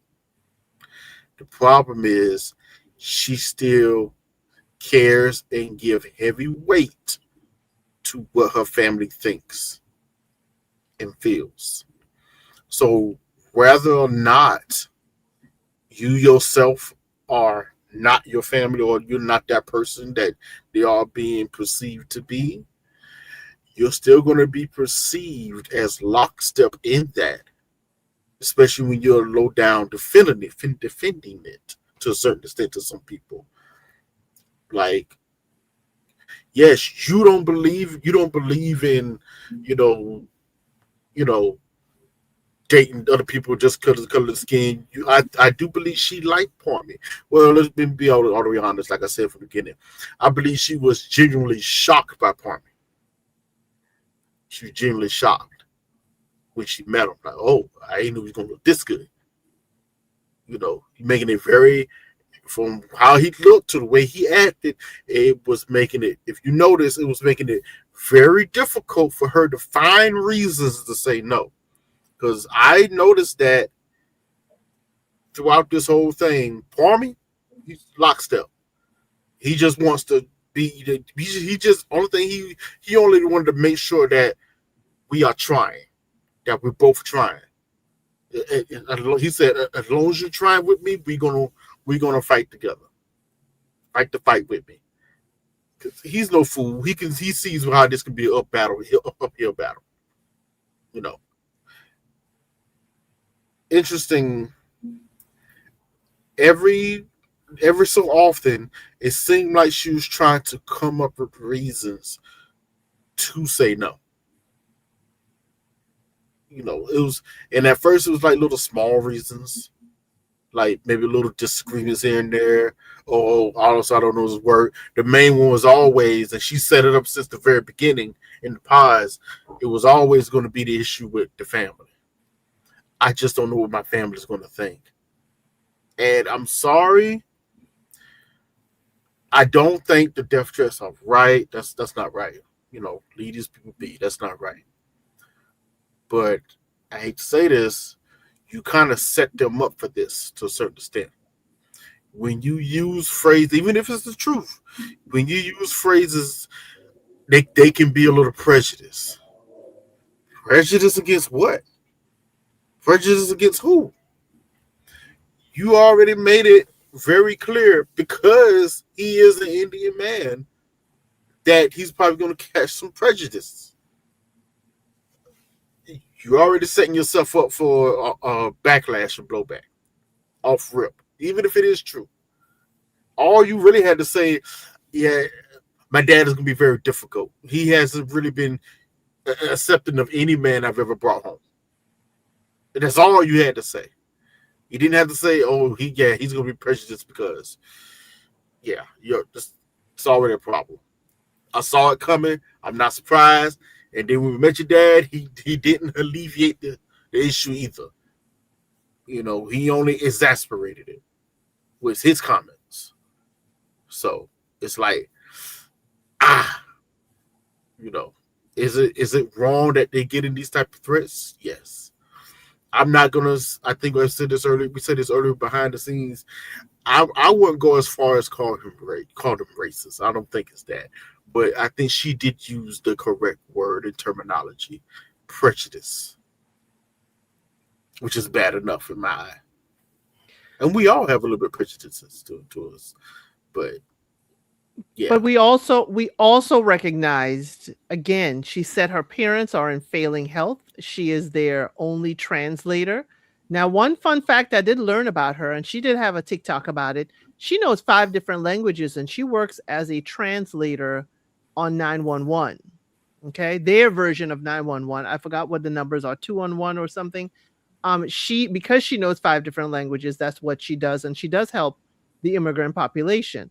So she does translate for her parents. And I thought when I first heard all of her stuff, even when she was saying it, how she was saying it, that maybe the parents are afraid of losing, grip on the only person they can trust to translate for them and have their best interest at heart.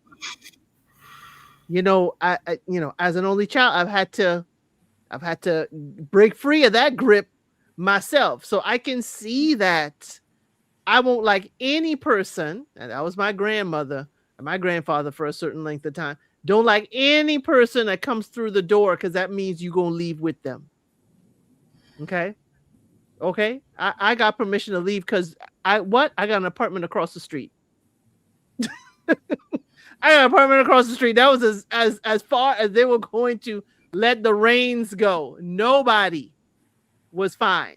Well, one person was fine, but I was whatever. But they weren't letting up, and especially with me producing their great grandchild. No, you can't go far because we need access to that child. So I thought it was that only child and clinging so much, and we knew that from looking at other Love is Blinds when that one child is their translator and their everything. As an immigrant family, a lot of weight is put on that person. So again, anything else y'all wish to share about them while I go through the comments? They look real hefty to me, but looks can be deceiving. I missed the first part of what you said, Trey. They look real hefty to me, but who knows? Looks can be deceiving. Yeah. It's just when she said it was in declining health and everything, I was kind of expecting, there's gonna be some old man, barely walking in. He came in, hey, I'm like, okay, wait a minute. I'm like, this is not what you portrayed. No. Until he started talking, and I was like, okay, I can see. Yeah. This is gonna be rough. But he wasn't, unless you can jog my memory, at the dinner, while I didn't see him as being warm, he wasn't I mean, I felt like he wasn't rude. I mean, I felt like the posture he took when he had a one-on-one with Parmy was more of a, okay, well, we'll see. Yeah. And that's Yeah. about it. It was more of a, well, we'll see. And I don't know, to me, if he was the R word at that point. It's what he said in his confessional. That's what did it. Yes. Yeah. That's what did it. Because the uncle too said, don't get married. Don't get married. Yeah. But we don't know, like, what context? Yeah, we don't know is it don't get married because he just fundamentally thinks marriage is work and a challenge, or is it because of they're two different cultures? I mean, we don't. Sam, while sitting next to his wife and child. But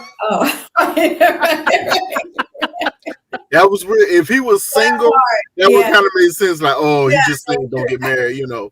Nah, you sitting next to your wife and child, you telling them don't get married. Why? Right. That looks away. That looks. Save yourself, Parmy. Save yourself. Yeah. More of a save yourself from because originally the uncle was just sitting there eating his food. He didn't say anything until his brother pulled him into it and said, "You're not saying anything." Mm-hmm. Don't get married. Yeah. It's like, save me, brother. So what your uncle got to say? He said what he said in what he believed to be a private moment of expressing his honest opinion to a camera. But he wasn't disrespectful. He didn't not, eat the same food. He didn't, I mean, if he is prejudiced, I'm not trying to say that's a good thing. We know that it's not, depending on, I guess, exactly what poison you're picking. But I just lean back on what I said, I guess, earlier, that it is okay to have honest thoughts about how you feel, even if no one agrees with that. Yeah. You can have a feeling about, if you take into effect age, generation, how you were brought up, experiences that you've had, and the list goes on and on. We're just going to have opinions about how we feel. And her dad really could be coming from a place of, I know Parmy's family probably had it hard here in Italy. Yeah. Daughter, you will be caught up in this. Your children are going to be caught up in this. Yeah. Are you sure this is the uphill battle that you want for your life? Exactly. That's something very simple. It could be as simple as that. Simple. I mean, many of us ladies too know from a female perspective as well.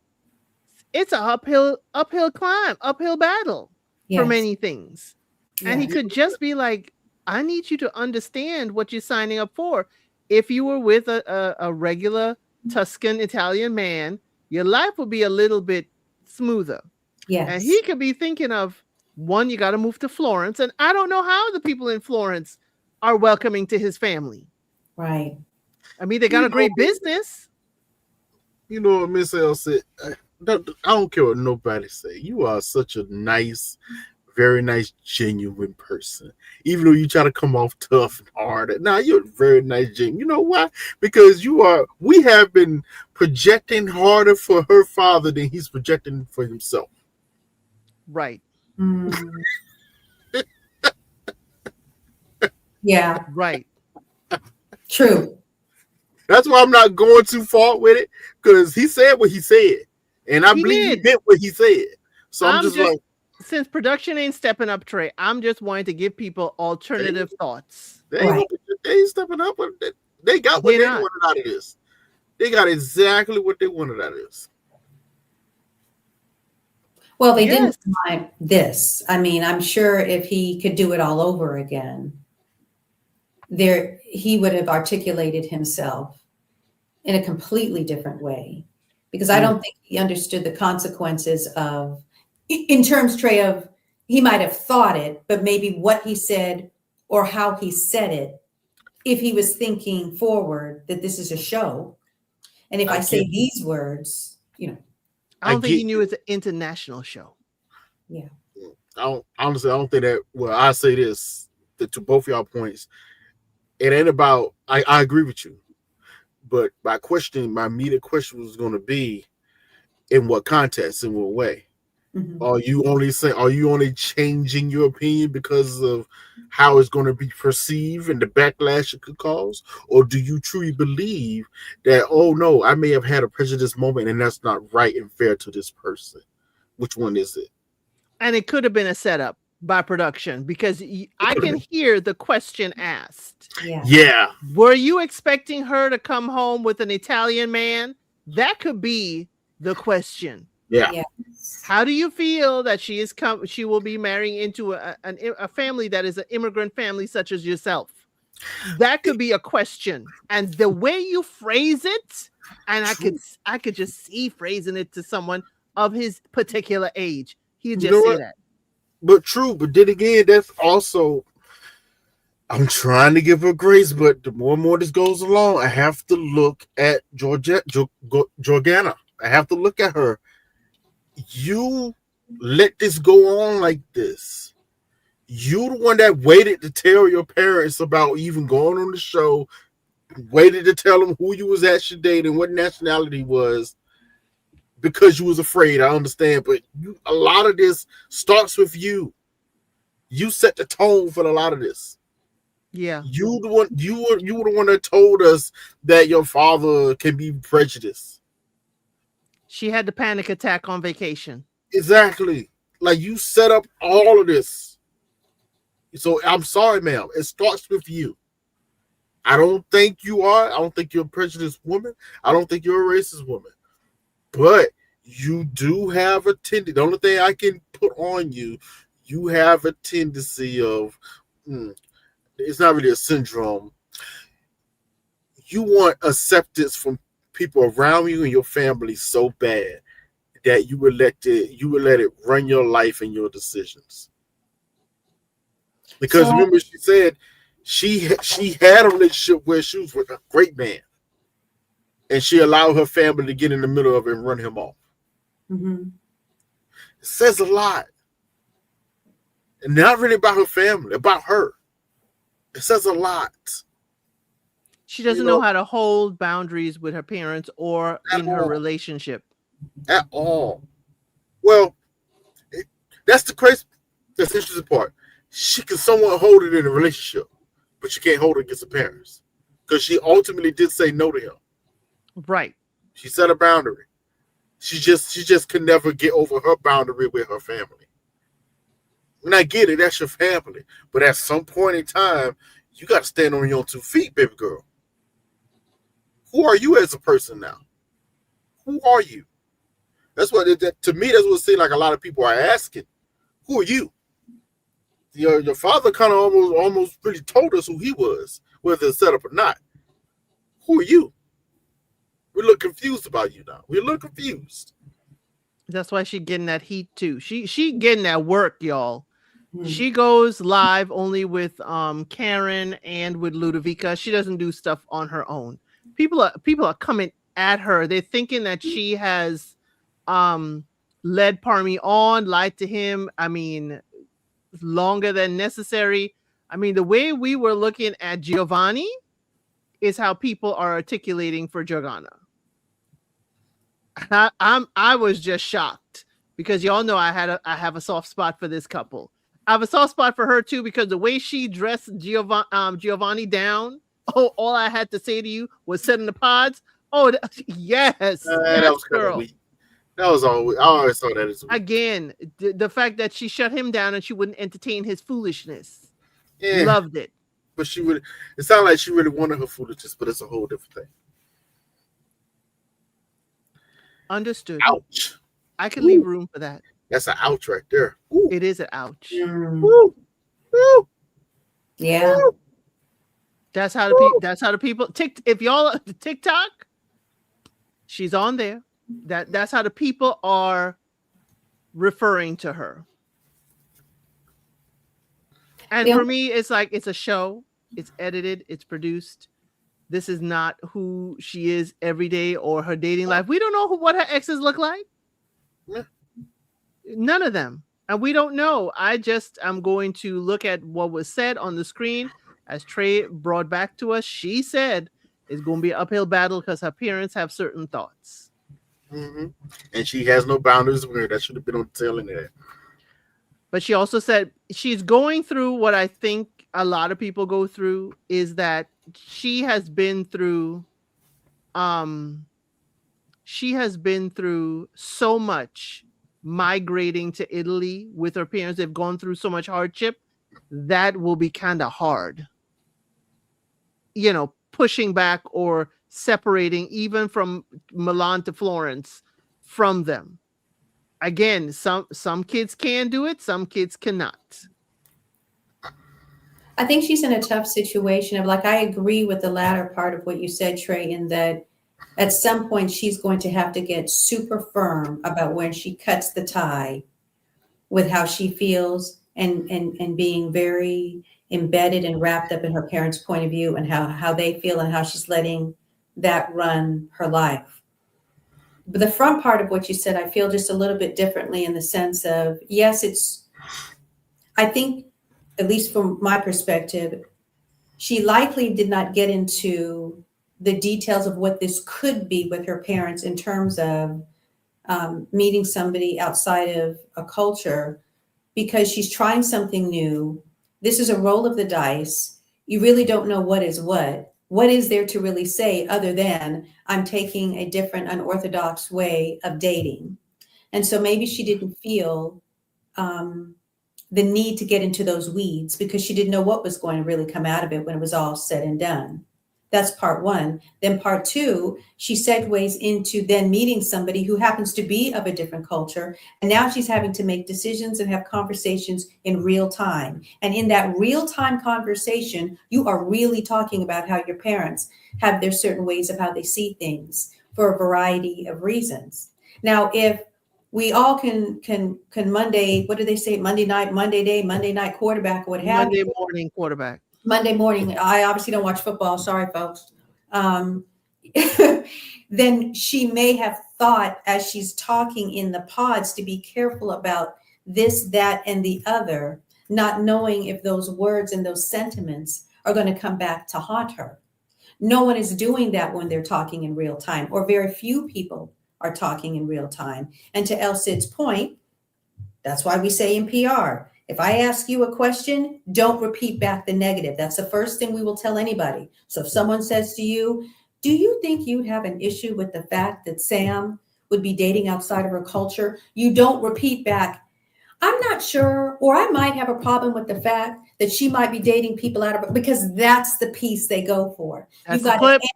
That's the clip. You just got to answer the question. Do you think that you would have an issue with the fact that, or do you have an issue with the fact that Parmi's of another culture? Had he just said no? But or Sam, yes, we wouldn't have known what. when you're dealing with folks who are also speaking a different language, they have a tendency to repeat the question.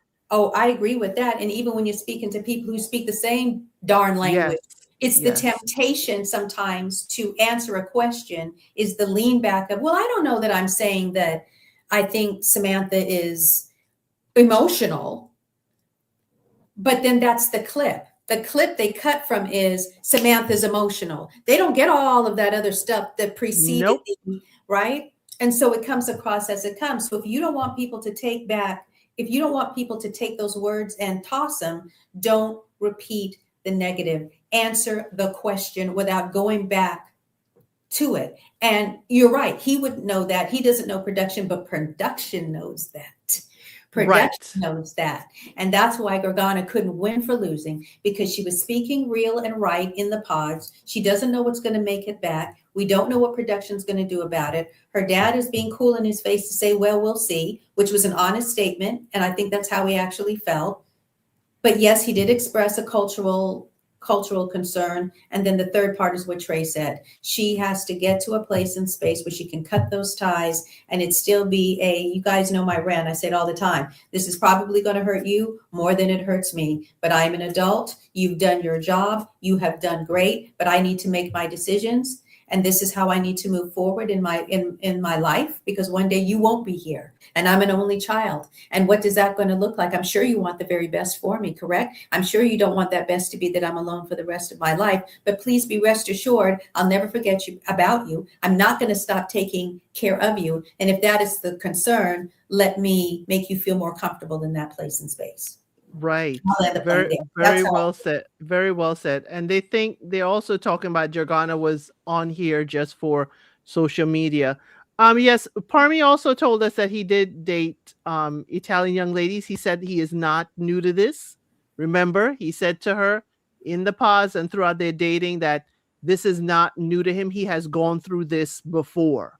Yeah. So that's why I would say he has definitely been. But y'all, please go look at the Parmi's video that I did post. It's in my videos.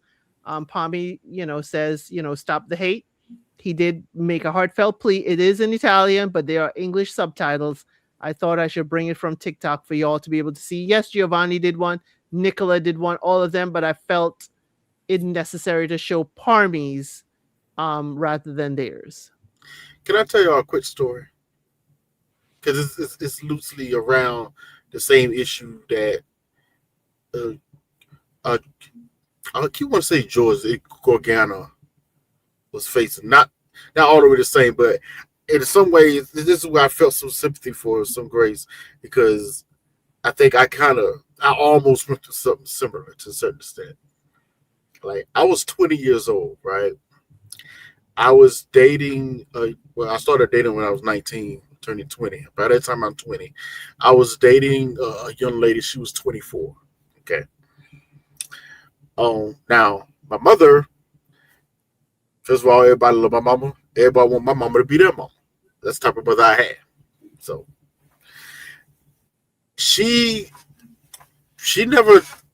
I never caught any sense that she disliked the girl I was dating. She was like, talk to her like, oh, she's nice. This, that. Okay, cool. Well, let's get to the nitty gritty. Things are happening. She gets pregnant. Okay.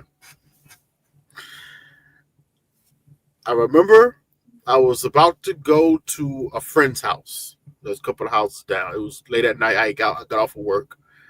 And I was done with classes, got off of work, whatever. It was like 10 o'clock at night. I was on the back porch and I was putting my boots on. And my mom was like, I think she was about to wash clothes, to the dry, whatever. She was like, where you going? I was like, yeah, I'm going down the street, so-and-so house, whatever. Chill out, whatever. Oh, okay. She was like, everything all right? Something wrong with you? Everything all right? It's like, yeah.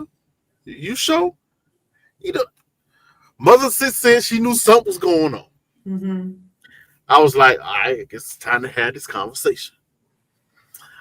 I said, well, okay, so-and-so is pregnant.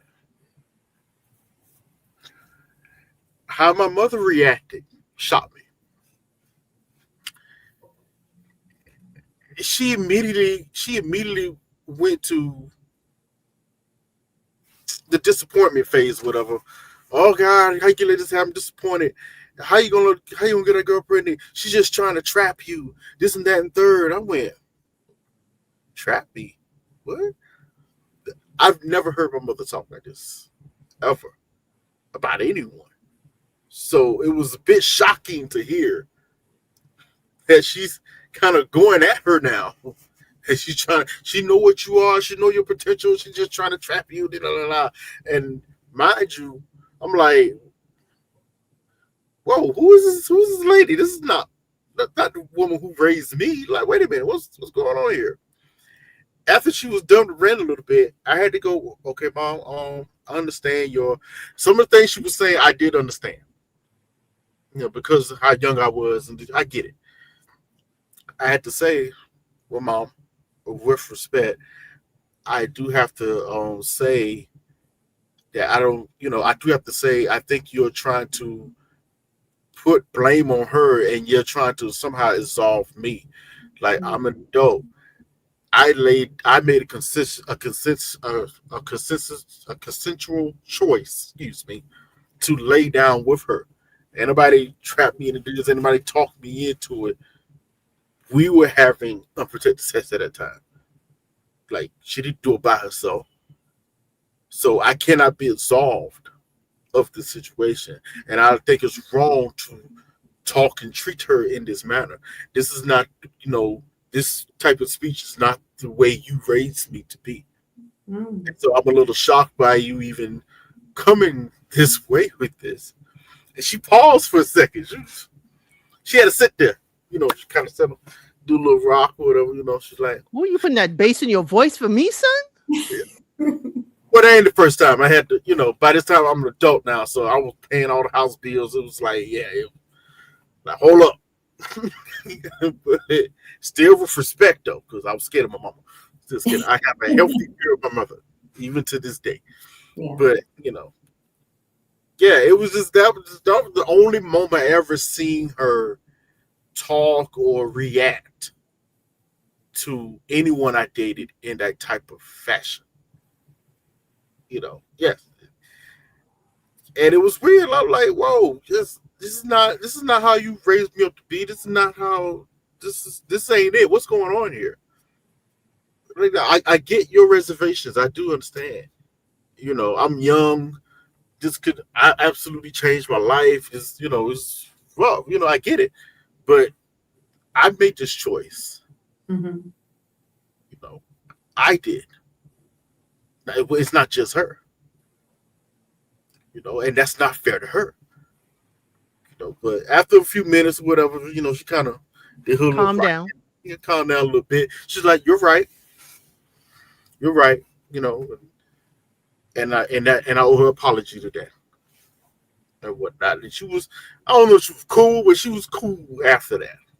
Cooler. Cooler. Or Now, calm. obviously things didn't work out between us. She did end up losing the child, and that was the first time I ever went through something like that. And I was distraught. I don't think I never cried so much since I was a kid. Like, and that was hard. I had to get the call at work. I had to get off. Like, I told my boss I had to go.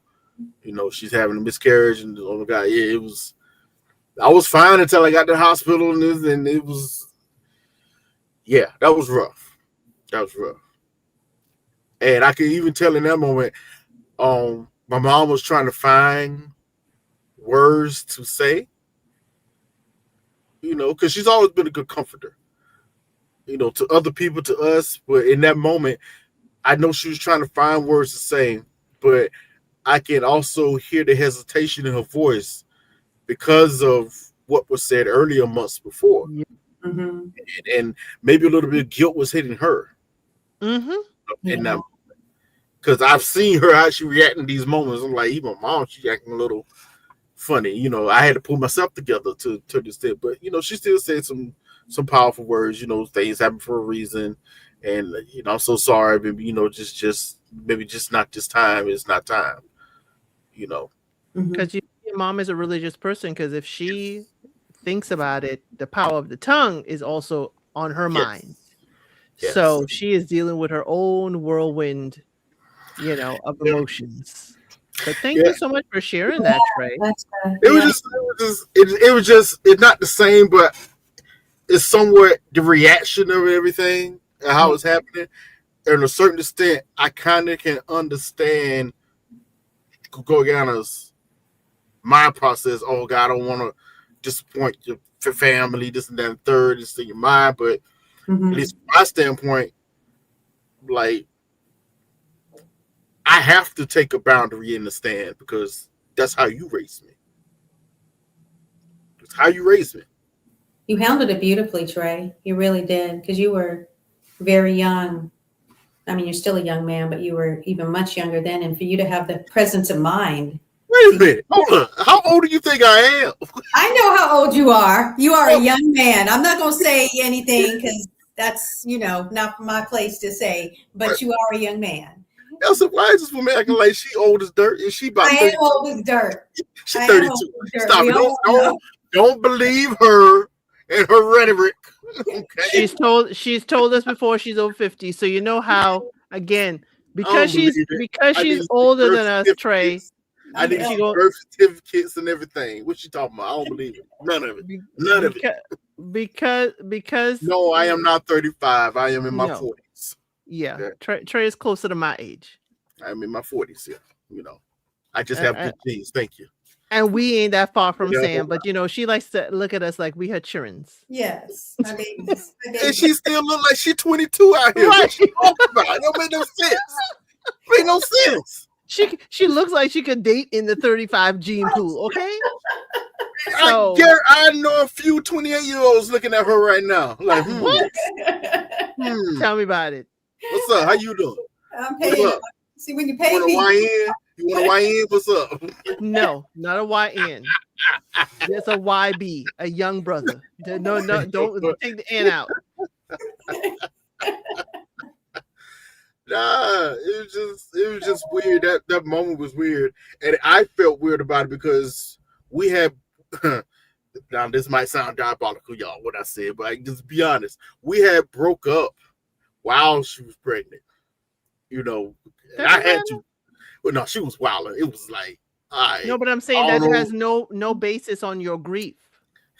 Yeah, I did feel some guilt about it for some reason. I was just like, it wasn't like we broke up and I just left. I was there almost every other day, every day, whatever what you need, taking her to appointments and stuff. I was there. It was just she was. I'm gonna just say it was the hormones, maybe, but she was wilding out. You know what? She was being a Karen. You know how Karen's acting with nigga lie? she was being a Karen. The only difference was she had no reason to be a Karen. It was tripping. It was hormonal. She had a reason. Yeah, that's what I would think. We're gonna hope it is, because she was kind of acting like that beforehand. You know, so it was like, I don't know what's happening. Amplified. No, I'll tell you, I'll let you know. Another quick story. Let me tell you what happened. She had a situation where she caught herself in a situation where an ex of hers ended up kissing her without her not, she thought he didn't know that she was with someone, and he kind of surprised her. She kind of turned around, he just kissed her. She backed off, oh my God, no, I got a boyfriend, blah, blah, blah, blah. And she felt guilty about that. Her other friend, which is a mutual friend of ours, told her, don't tell him. Don't tell him. Tell me. Don't tell him. He gonna get upset, whatever. Don't tell him. So when I finally found out, it was a whole month later. First of all, a whole month later. And she had been acting a little funny. I was like, what's going on with you? We was actually at evening classes, so we was at school still. And I was like, I met her in the lounge. I was like, hey, what's going on? You just came out of math class? Yeah. I was like, what's going on? You all right? Well, you've been tripping. You've been like different. What's going on with you? You good? What's up? She's like, no lie. I'm not exaggerating. No lie. She just all of a sudden in the lounge, there's people down, even though even there's people in there. All of a sudden she went, I'm a slut. I said, what? I said, hold on. First of all, this is what I said. I said, first of all, whoa. I said, hold on, whoa. First of all, why are you a slut and why are you talking so loudly? Hold on. These are my confessions. It was going through my head. I was like, what's happening here? Why are you a slut and why are you yelling it out? What's happening? This can't be happening. And she commenced to tell me the story. Then I went, okay, all right. A part of me was like a little upset. Then but I had to be the boyfriend and console her because she's crying. And I'm like, okay. All right, first of all, calm down. It's okay. We're fine. We're okay. The only thing I will say to you, be honest, I am disappointed. I'm not upset. Yeah, that's going to hear. I know, but it was the truth. I'm just disappointed that you thought that you couldn't come and talk to me right away. I like things like this is what make things difficult in a relationship, when you hide the truth and then it compounds on your own soul. Now you got to come and tell me, you telling the whole world you're a slut. This is crazy.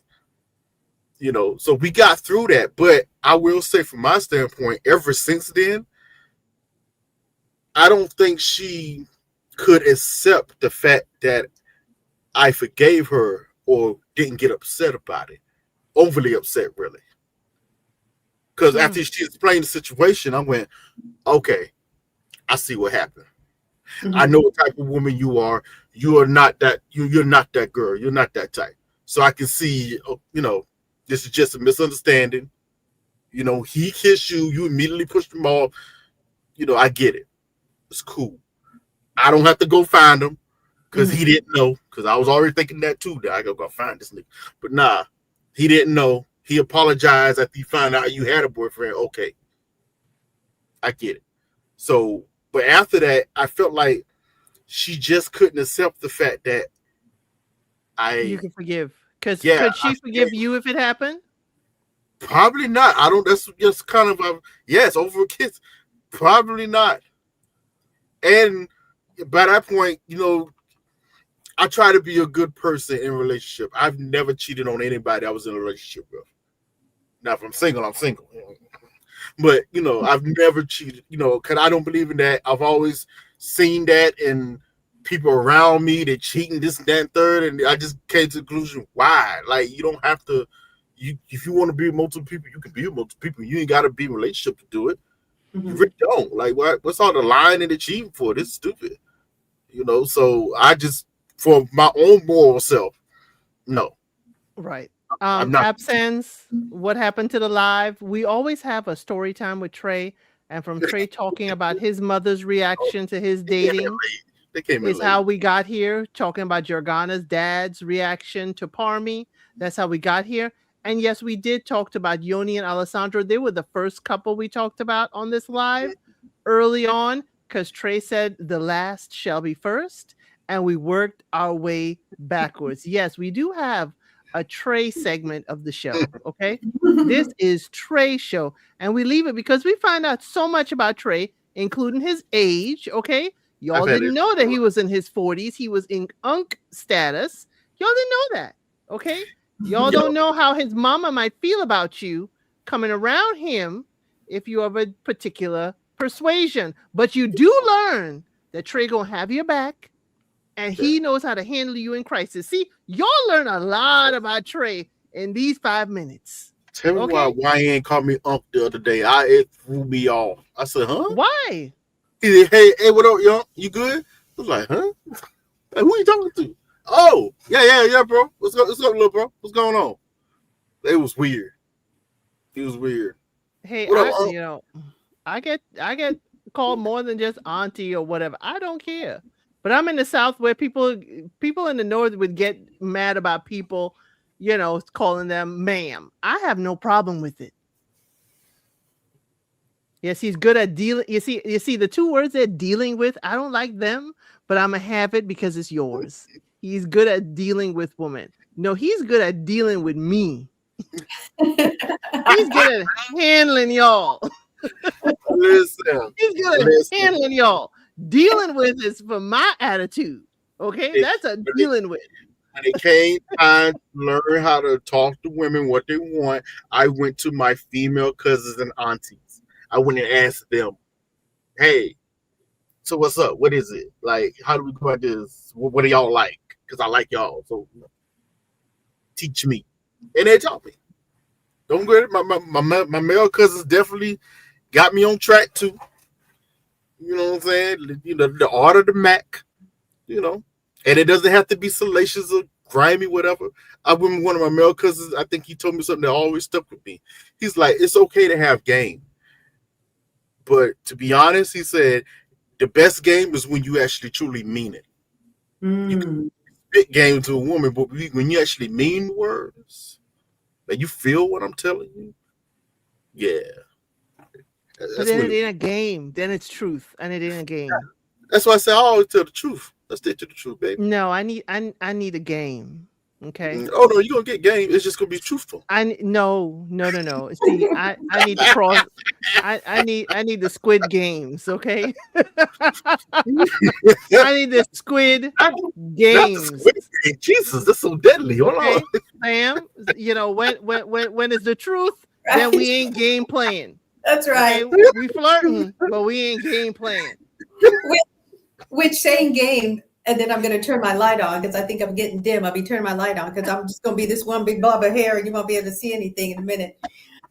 Trey's story time is excellent because he's given me a question. I'm going to ask you whether that's a messy Sunday, messy Monday. My question that we can't get into now is going to be, I think if I was in the situation where a guy I knew had given me a peck or a kiss, and I was able to say to him, hey, I'm a taken woman. You know, I'm with Trey. He's my soulmate, the love of my life. I know you didn't know that, but sir, we can't do that. I don't know that I'd come back and tell you or feel like I needed to because I would have felt like, well, I handled it. He didn't know. He gave me a peck. I corrected the situation immediately. I don't have any feelings around it other than to say I course corrected it. And I don't know that. I mean, I guess I could come to you and say, hey, just FYI, but is that an FYI? Because I handled it. It didn't go any Well, further. He didn't know. It was a peck. I told him I'm now seeing somebody. And again, I know we don't have time for that conversation, but I don't know that I would have come back to tell you, not because I was trying to keep anything away from you, but Right. because I feel like, no, I'm a grown woman. I handled it. Brother didn't know. well, context. Context is she's a preacher's daughter, and she's Pentecostal as well. Yep. So Okay. Yeah. Okay. Oh. let that Mm. sink in. Yeah, Mm. I understand. Because it was a whole thing of even us starting to date each other. Because I grew up Seventh-day Adventist. You know, with Ooh, my, and then she was with child. Oh, Trey. yeah. So it was well in their particular household, it wasn't too bad because her younger sister already had a kid, so they kind of. But she was the oldest, so she was kind of looked at as Sure. the Yeah. one, the girl. Mhm. Yeah. So I remember even talking to her. It was a whole thing. She made a whole big deal. Oh my God, you Seventh-day Adventist, what is that? And I had to explain to her what Seventh-day Adventism is. And she's like, oh my God, oh my God, I had to look it up. And y'all basically like close to Baptist. Okay, that's okay. I was like, yeah, it is, but okay. But Well, yeah, it was a whole thing. more to it than I Put know. on it. Luckily, like as I was raised, how I was raised, my mom, we were Seventh-day Adventists, she always fellowship with anyone. So we used to go to different churches. Like she would, she had some white people that she was friends with. They invite her to mass. We all went to mass. With me and my sister. We went there to experience that culture, how they do things, whatever. My mom would say, "Hey, don't be afraid to go to somebody else's church. We went to a mosque before, and see how they did, and see how the Muslims dealt with things in that religion, and yeah, just go to different churches. We used to just do that all the time." Oh, I used to do it until my friend took me to somebody's church and I said this was bull and this is Yeah, a cult and I've this been to is some not churches. where I'm not where I need to be and Jesus is not in the midst. I've seen a few of them. I said it right there I've seen a few of them. at the Yeah. church. At the church. Yeah. Okay. I have said it right there. Yep. And it turned out, like a couple years later, they're being, raided because it ain't no church. I definitely been a few of them. Woo! God So is not. my mouth has led me to different places, but I used to be like Trey. But yeah, the reason why I said that, your reaction to Trey's when he said Pentecostal, because I have uncles at 4 different denominations, and one was Pentecostal, and that was the one who did my wedding ceremony the first time. Interesting. Very. How extra did it get? How extra? Okay. Y'all, this is not El Cid story time. Keep in mind, this is the only uncle I knew that was related to me on my dad's side. I only met my dad a few times, but I knew his father, my grandfather. He was very involved in my life. And this uncle just met me at 18 because I have a sibling that's about this close in age, but I'm the eldest. Everybody thought it was either a boy or a girl, not that there was 2. And my father did not try to correct anyone as to what his outside his marriage children were. Okay. So this uncle just met me at 18. I'm now getting married. I believe I was 24. And he's the only one legally authorized to marry me in the great state of New York. He took my processional song. He came in his full vestments. He needed his own changing room. Full vestments, full Pentecostal vestments for wedding. Wow. Oh, wow. Full. I said, okay, uncle, we're going to do this. It's going to be, it's at a hall. We leave, We take pictures in the gardens and we come back in and it's dining service. It ain't too much. Oh no, he made it too much. He made it too much. Oh, When dear. I say full vestments, full vestments. You thought the Pope was dressing and being dressed to walk down this aisle to marry us. And then I had to lay into him. After we got the ceremony and everything is signed and the ink is dried, we did shake it. Come here, Unc. Really? All this? After I get your signature, all this? Really? You do know that I am, because I was also 8 months pregnant, y'all, at this wedding. Shotgun. My shotgun on him. I was 8 months pregnant at this wedding. Actually, it was actually pointed at me because I really didn't want to do this at first. Y'all, I have to tell the members exactly how I got married the first time. That'll be a member live. But the catering hall, when they saw how pregnant I was, they had a medic unit in the parking lot. Oh, wow. Just in case. Just in case. Just in case you kind of. You about to drop? Going to attractions. Just in Oh. case. We got a medic in the parking lot. Big ambulance. Oh, wow. Me getting married was such a family event because nobody thought Elsa was going to ever get married to anybody. Okay. But why? You're such a Ever. wonderful person. Yeah, but if I could arm wrestle you and beat you, then in a way we dating. That's how I was in my 20s. I understand that. If I could beat you in a fight. Hey, that's just the Brownsville in you. Exactly. That's the Brownsville. My uncles. I dated a few of them. Whew. My uncles came dressed in white. Okay. White. And their shirts matched the cars they were driving. It was a family event. Okay. They did not think this wedding would, or a wedding, not this, a wedding would ever happen. So did they think you'd be a mother, but just not a wife? Or they didn't think that either. Oh, okay. They didn't think that either.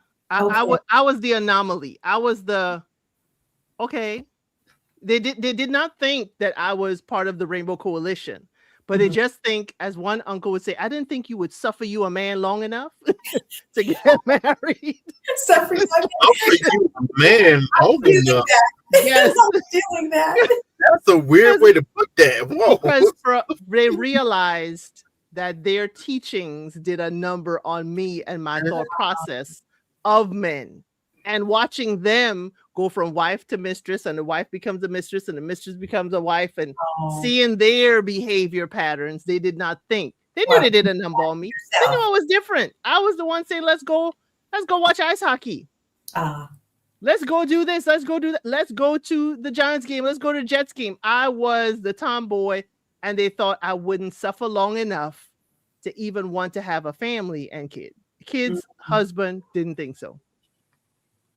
Oh, that is interesting. It is very, very interesting. So y'all had a little bit of my story time, but I will say for the members, we are having our member live on Sunday night at 8 p.m. EST.